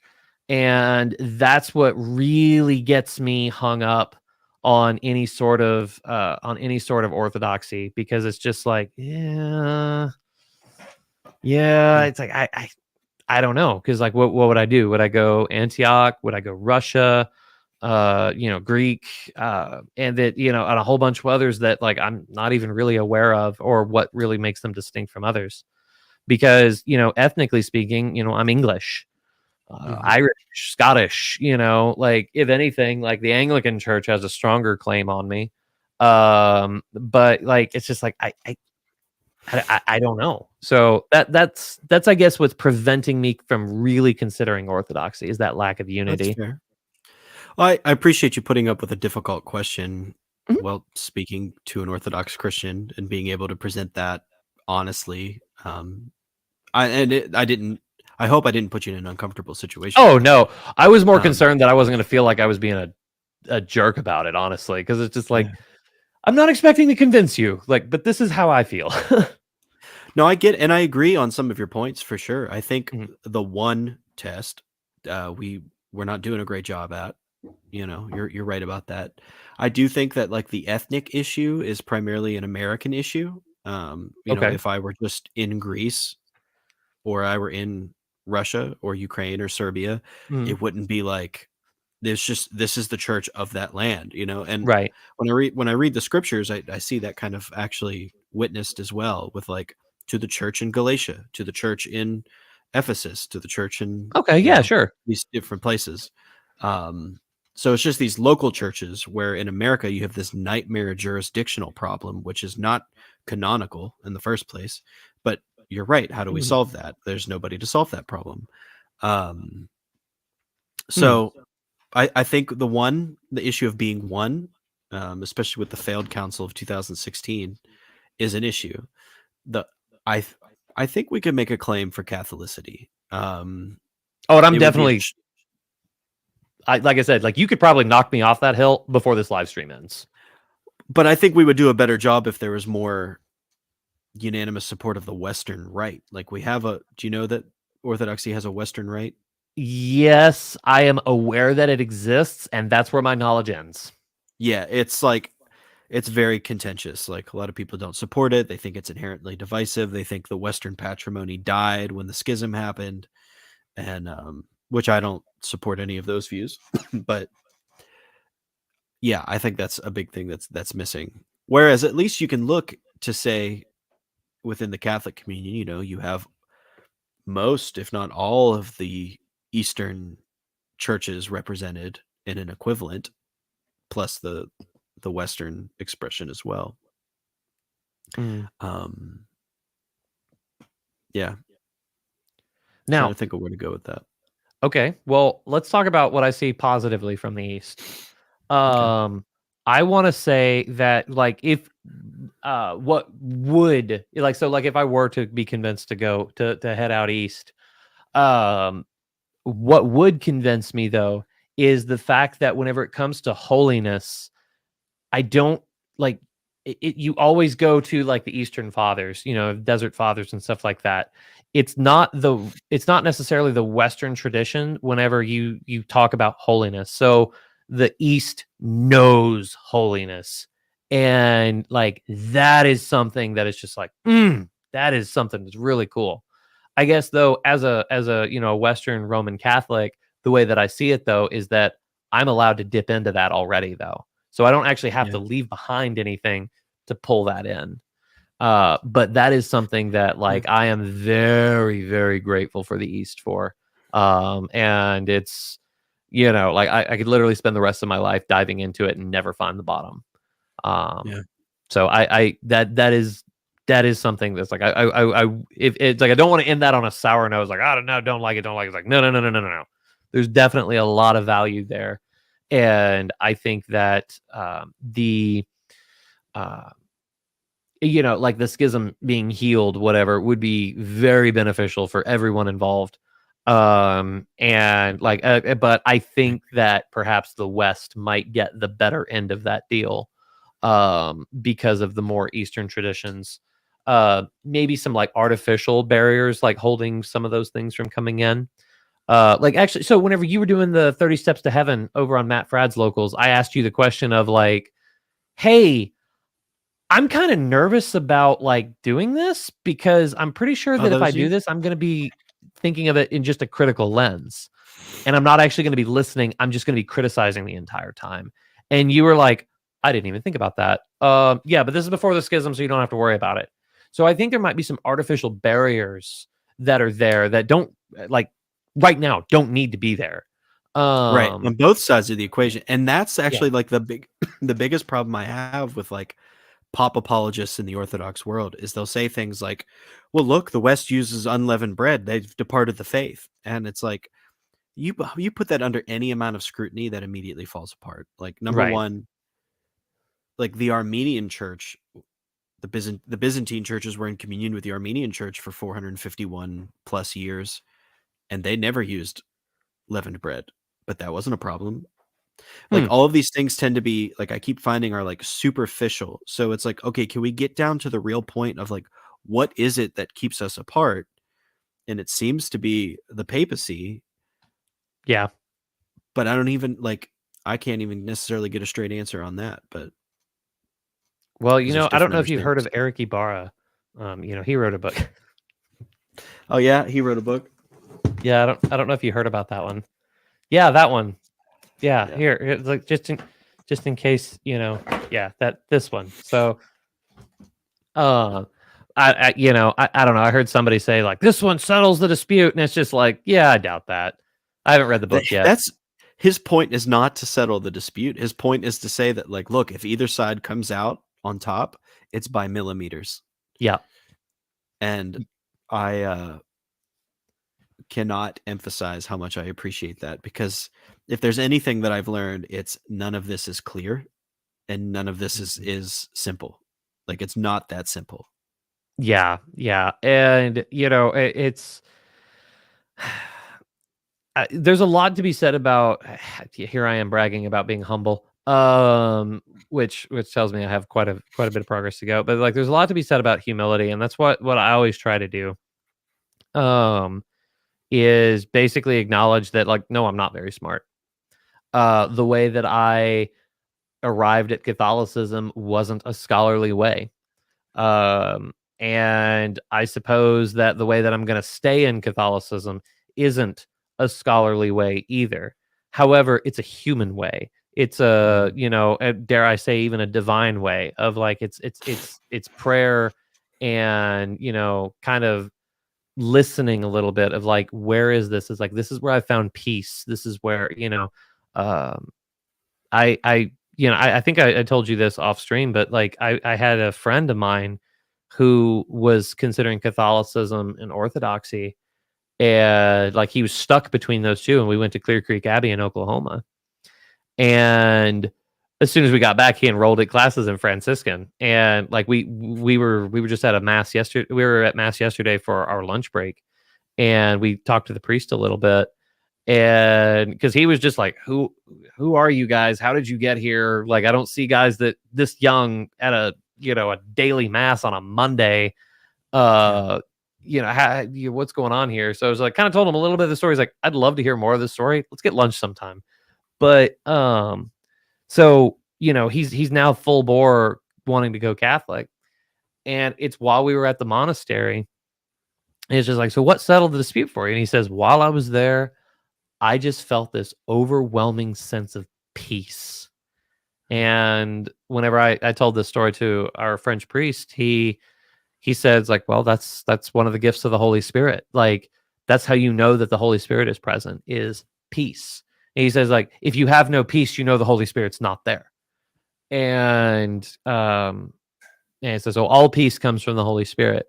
And so I was just like, huh, okay. So, and like, my friend didn't know that.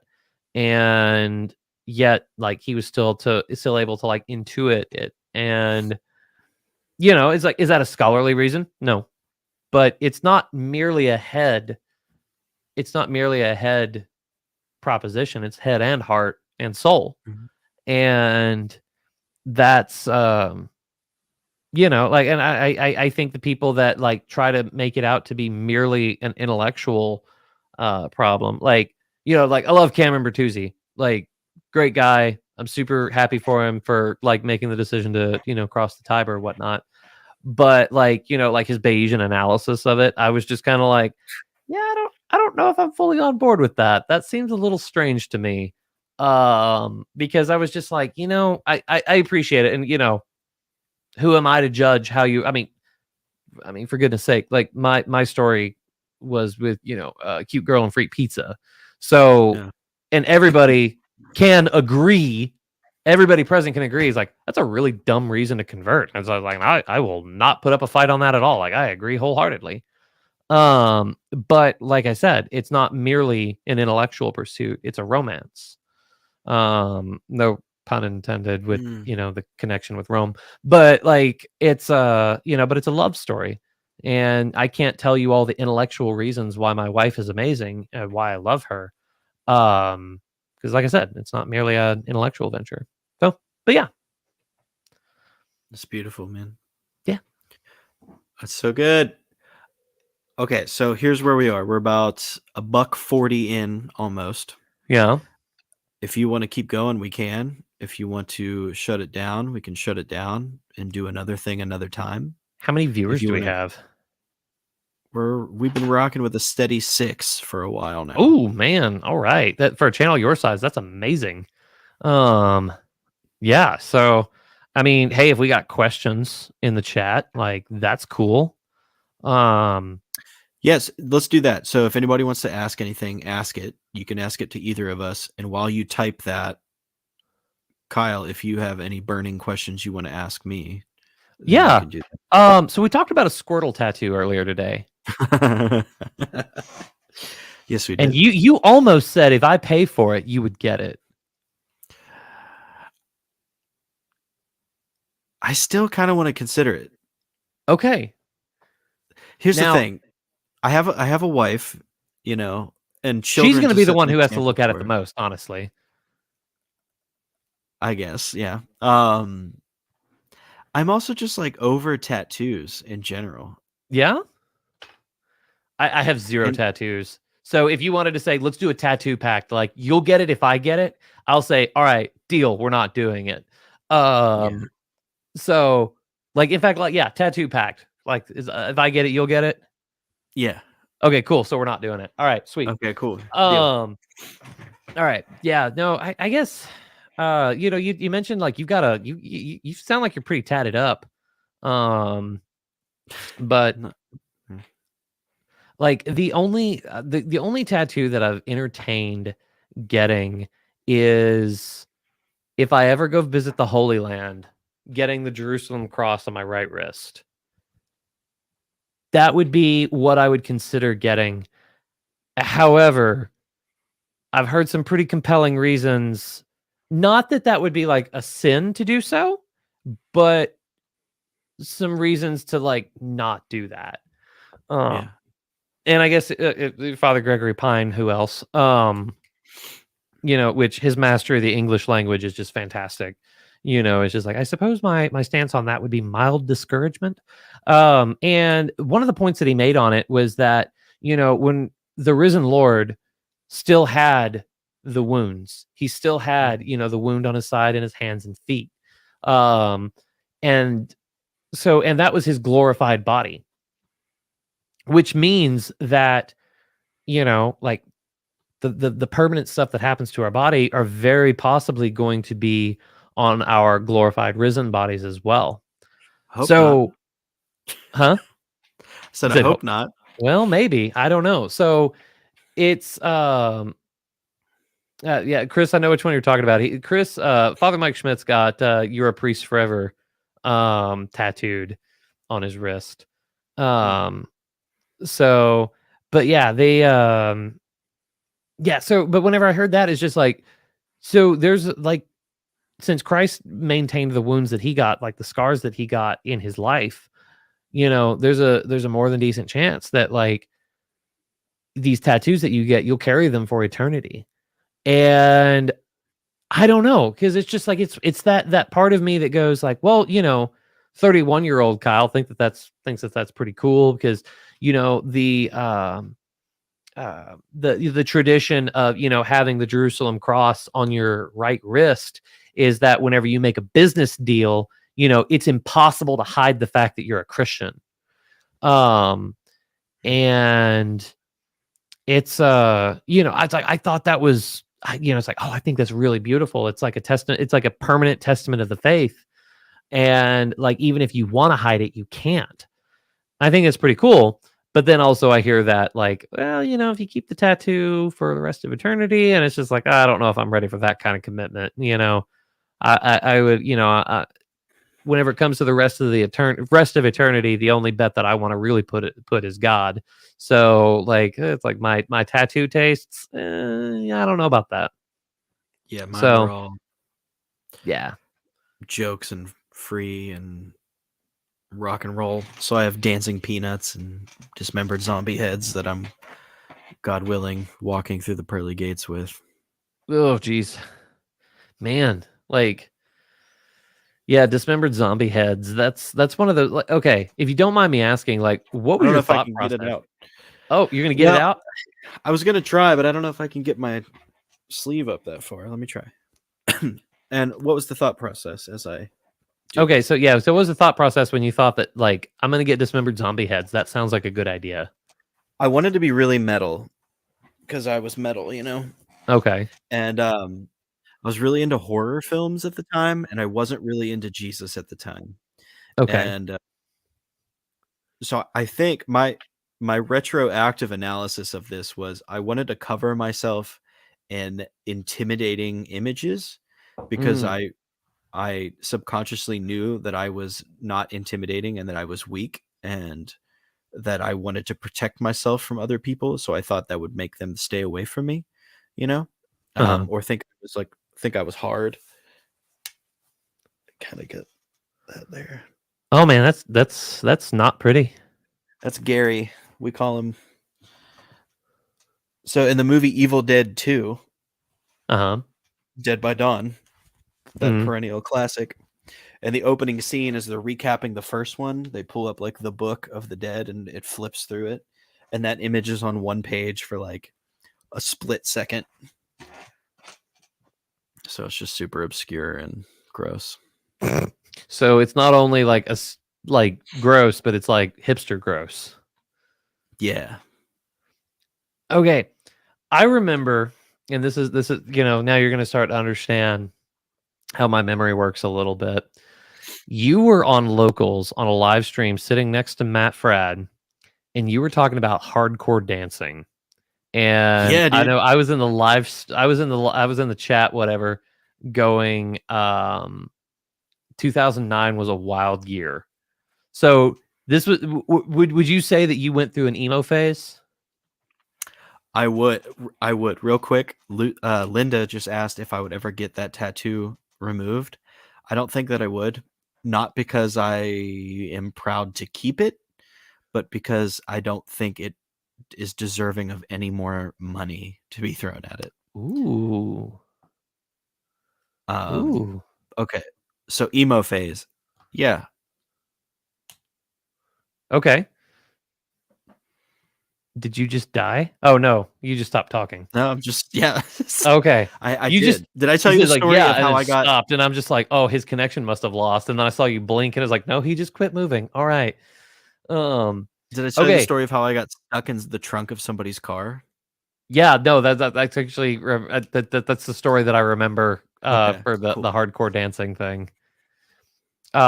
Which was such a dumb trend, but hey, Let's bring it we all back. needed something to be ashamed of. Um, that's actually why, like, as long as like my children don't need to keep their hair like a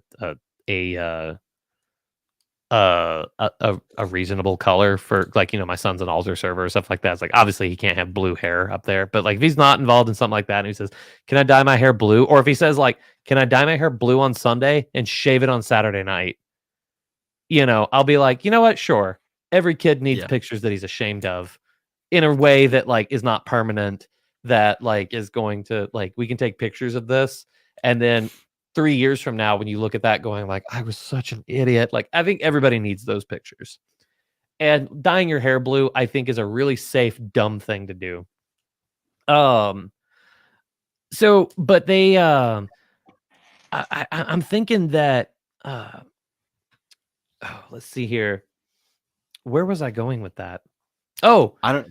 Emo was there's like the yeah, emo. linchpin. So, okay, so obviously the natural progression of emo is eventually to hipster. Did you do that? Okay, I guess so. I If mean, you're wearing yeah, flannel now, so yeah, but that's no, definitely when I lived in Nashville, I think was like the hipster phase when I was listening to like, Fleet Foxes and ooh, yep. that kind of Okay. bit. Yeah, I kind of went through. So, LCD sound system. you want to hear something pathetic? So, Yeah, I do. I was never emo. I was an emo wannabe because I had a Mm, loving family, so I really didn't have anything like decent to be like depressed about, but I wanted to be because I saw those guys and they were cool. I also didn't have enough money to dress like them though. So that was another problem that I had going for me. So like I wasn't an emo, I was an emo wannabe. And then by the time like the hipster phase really rolled around, I was in the military. So I couldn't do like the beard and all the crazy hairstyles and stuff like that because I still had to maintain military standards. So not only was I not a hipster, I was just a hipster wannabe. And now I'm just a dad. And the level of my care for cool has just completely died. yeah. And like, because my kids already think that I'm either a prison guard or I'm the coolest guy ever, and like it's basically nothing in between. It's always like one of those two things. So When you became a dad, would you say that you started craving pretzels a lot more? that is so oddly specific and not remotely close to anything that I experienced. Huh. I thought that was a universal thing. No, Like no, you the cared only a lot about craving your lawn and you really want hard pretzels. I to this day I still hate doing lawn work. Although I guess I do a lot. So I've got a big yard and I hate mowing. And if I was able to like outsource it, I would. The moment that my son is old enough to mow the lawn, that becomes his job. What's an Um, acceptable age for a child to mow a lawn? I don't know. I'm open to suggestions on that because my oldest is 7, and I think he's Oh, getting pretty dude. close to the age. Yeah, I think you're probably good to go. Well, so it's a size thing too, because like I said, like I live on like 4 acres of land, so like I have like my I don't know how many acres my lawn is, but it's not small. So it has to be a riding lawnmower, and we've also got lots of slopes. So I'm a little concerned about the lawnmower tipping with him on it, and also concerned about him just straight up reaching the pedals. Yeah. So, um, but I suppose I don't know. I could probably get him to do all the push mower bits, but yeah. So he Let me he know how just that turned. goes. Yeah, no, I'll figure it out. Like, how old's your oldest?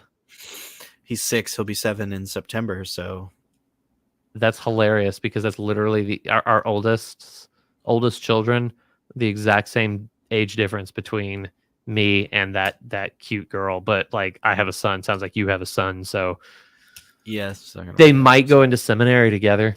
Uh, but Yeah, but depending, my son can still be married. yeah, yeah, no, that's a good point. Sorry. Well, I mean, not if he goes to seminary first. Well, even if right? he goes to seminary, he just can't get ordained. Yeah, as long as because it's like if you get ordained first, even Eastern Orthodox, like that closes the door on marriage. That's it. You're done. You have to be a bishop or a monk. Real quick, it's funny we start talking about tattoos and pretzels, and now we have 10 people watching. Well, I mean, these are the issues. These are the hard hitting issues that the people really want to hear. We might be the Well, only two men on the internet that are courageous enough to talk about these things. you're probably not wrong, and I think I'm sorry to Tim, who's thinking of pretzels but doesn't want to consume pretzels for dietary reasons. Well, Tim, I don't know where you fall on the east west, but like, is offer it up an appropriate thing to say to an Easterner? We would not typically say that, but we know what you mean. Okay, yeah, do that, Tim. Uh, Have you ever heard the term? I wanted to ask you this earlier. Brad trad. no, this is a new one to me. So these are the Byzantine Catholics that think that that's the only way, that you should only be an Eastern Catholic of some stripe. Oh, Kind of like all the zeal of the Latin Mass community, but for the Eastern churches. Like I only know one guy named Brad, and like, well, I mean, yeah, I suppose I know several Brads, but like the guy I went to high school with, his name's Brad, and he's like the most chill dude ever. So whenever, like you said, Brad trad, I was imagining a guy in like a salmon polo, like khaki shorts and boat shoes, like who just loves tradition. So when you said Brad trad, like it's like, oh, I guess that's what you're talking about. And what you said was like not remotely close to what I was thinking. So not dudes who are like named Brad, but Byzantine radical traditionalists. Yeah. Okay. That sounds that sounds problematic. In the exact same way that radical traditionalism sounds problematic. I guess I've never met or interacted with anyone that I think would fall under that classification of Brad trad, but yeah, I've only ever been to one Eastern liturgy, and it wasn't great, was it? No, it was awful. I've that might have been the worst way that I've ever seen the Eucharist distributed. I was quite appalled, and like my father-in-law, who's a permanent deacon, was said like, were we just confused on how to go about doing that? Is that why we didn't receive? And I was like, no, that's not. I understood what was going on. I chose to reverently remain in the pew. Because so I nobody like the priest didn't distribute the mysteries with the spoon to anybody. No, there was no spoon involved whatsoever. It was a gold plate, which I suppose I would normally call a ciborium. That they had the Eucharist on, and like so, you had the altar behind the iconostas. Totally was expecting that. That was really cool. Yeah. And then they had like this other table that was out front, like outside of the sanctuary. I don't know if I'm using the right terms. I just use the ones that I'm familiar with. And it was that outside table that he took the Eucharist, the consecrated Eucharist, and placed it on that table and then walked away from it. And then like stood back and like watched. And I was just like, no. I am no, not no. I like if I were to do that, the only way that I would do that is just literally to go up and just like lizard it and just like and equally reverent, right? Yeah, and it's just like that seems wildly inappropriate as well. But like whenever listen, how bad was is it the like situation? leavened? Was it like leavened bread? Yeah, it was definitely was. Yeah. So I just can't imagine a word like I can't. Listen, I cannot. Whenever the situation is so bad that like the way that you think is the best option you can come up with is lizard tongue, like that is things have gone seriously off the rails. And I was just over there like, I've received in the hands from like, a Susan before, but like I kind of thought this was even worse than that. Okay, And we don't have to like break into this whole yeah, receiving in the hand or on the tongue thing, but like I I get why that's an issue, and I get yeah, why there's debate surrounding this. sure. But even like historically, like the earliest practice was receiving in the hand. Oh yeah, Now, that wasn't granted, like the. that went off the rails too, but It was the like it was people the were doing weird female stuff with it. extraordinary minister of Holy Communion that I was really getting at. Yeah. Okay. So, because yeah, I understand the ancient practice of receiving in the hands. There's ways, absolutely, ways to do that reverently. But it was the way that the way that I saw it was that there was the way that it was done in this Eastern church that I'm not going to name where it is or what it Sure. was. Um, there was no choice but to come up and take the body of our Lord. Oh boy, like I whenever I saw that, I was just like, I do not feel comfortable taking um taking Jesus. Like I want to receive. And even if I'm receiving from a laywoman, like I would like to receive. And that was yeah, that was because I mean at least the laywoman has like permission from the local bishop. Um, like and that's not worthless. Yeah. But yeah, it's just like I did not get permission from the bishop to, you know, take here. So I'm going to reverently remain here and adore. Um, and that yeah, I was yeah, I love your responses. Like you need to delete that experience from your memory and Yeah. just go find another one. We need to redo. We need to fix Yeah. that for you. And the way that I chalked it up is just like, you know what? I'll try anything twice because maybe the first time I just experienced a bad one. And I don't even want to call the whole liturgy bad. Like honestly, the entire liturgy was beautiful. Um that was the only point that like had that been handled um a little better. And like I said whenever I was explaining the story was that I'm also open to hearing why I have the wrong understanding. Somebody could absolutely tell me like, oh, actually no, like there's some deeper issues that are going on here that you don't understand. So let's provide some of that understanding. I'm open to somebody coming and doing that, but so far I've yet to hear anything. Yeah. Yeah, I don't know any response to that. Okay, when you come up for the debate, how long will you be in town for? I will be arriving Thursday afternoon sometime. We're going to do dinner at Bennigan's. So any of you in the live chat currently watching this, or any of you in the future that have somehow watched this for almost 2 hours, they are. I'll be there Thursday. Dinner at Bennigan's. Spread the word. Which, by the way, I need to call them and set up a reservation to let them know that we are going to slam them on that Thursday night. No, don't tell him anymore. Just show Huh? up. Don't tell him. Just show up. Just show up. Yeah. No, don't do that. That's terrible. So we're gonna do the debate. Gonna do the hangout afterwards, and then I will be there all day Friday, and then we'll leave sometime at a reasonable hour on Saturday. So, Okay. Oh, you're driving?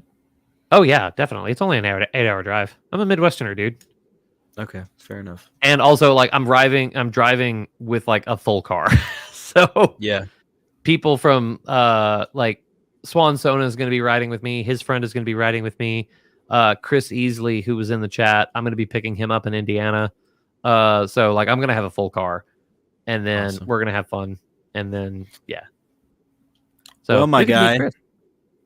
I'm excited to meet everybody and hang out with everybody. Looks like we still have the remnant with us, but there's no questions in the chat, and I think we could just say we'll have more conversations in the future.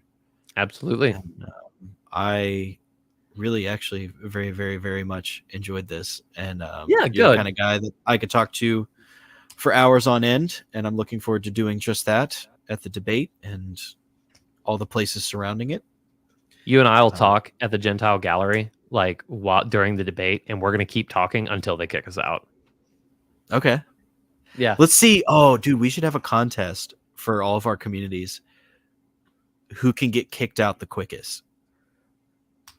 Oh, please, just if you actually lay down that competition, I will win. And literally nobody's gonna be happy about it. Yeah. Like Church Militant will pick up on the story.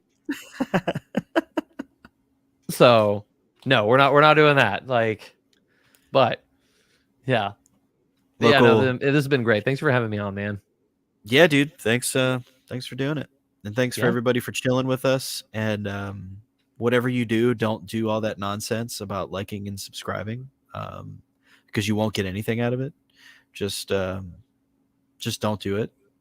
But go like Kyle's stuff. Join my Discord if you want to know about the butt dust. Oh yeah, check out the butt dust. It's in there. There's a link in there.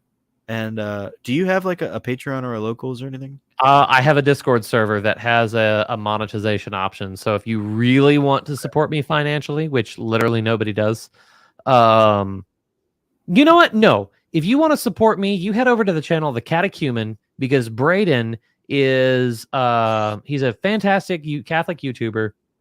He has a baby on the way. If you want to support me, go over to Braden over at The Catechumen and give him a support. And you know what? If you support Braden, The Catechumen, and I'm going to say that name over and over and over again so it doesn't get forgotten for the handful of you that are still here. If you support him at the $20 level or higher, I will send you one of these mugs, which have my channel logo on it. So if you do that, I will send this to you, and that is my gift to him, like his baby shower gift, to help him raise his child, because that man works 2 jobs. He's a full-time student and a husband. Wow. And so it's just like anything that I can do to help him out. So if you're going to think about financially supporting me, I say don't do that. Head over to The Catechumen, sign up for his stuff. Right on. Do it. So good, man. All right. I never know how to shut these things down. You just don't shut it down. You just like go up to the end stream, because I mean, really and truthfully, let's and you can like shut the stream off like while I'm talking here. It's fine, because if anybody has ever like made it this far, like what are they gonna do? Like not watch the rest of the video?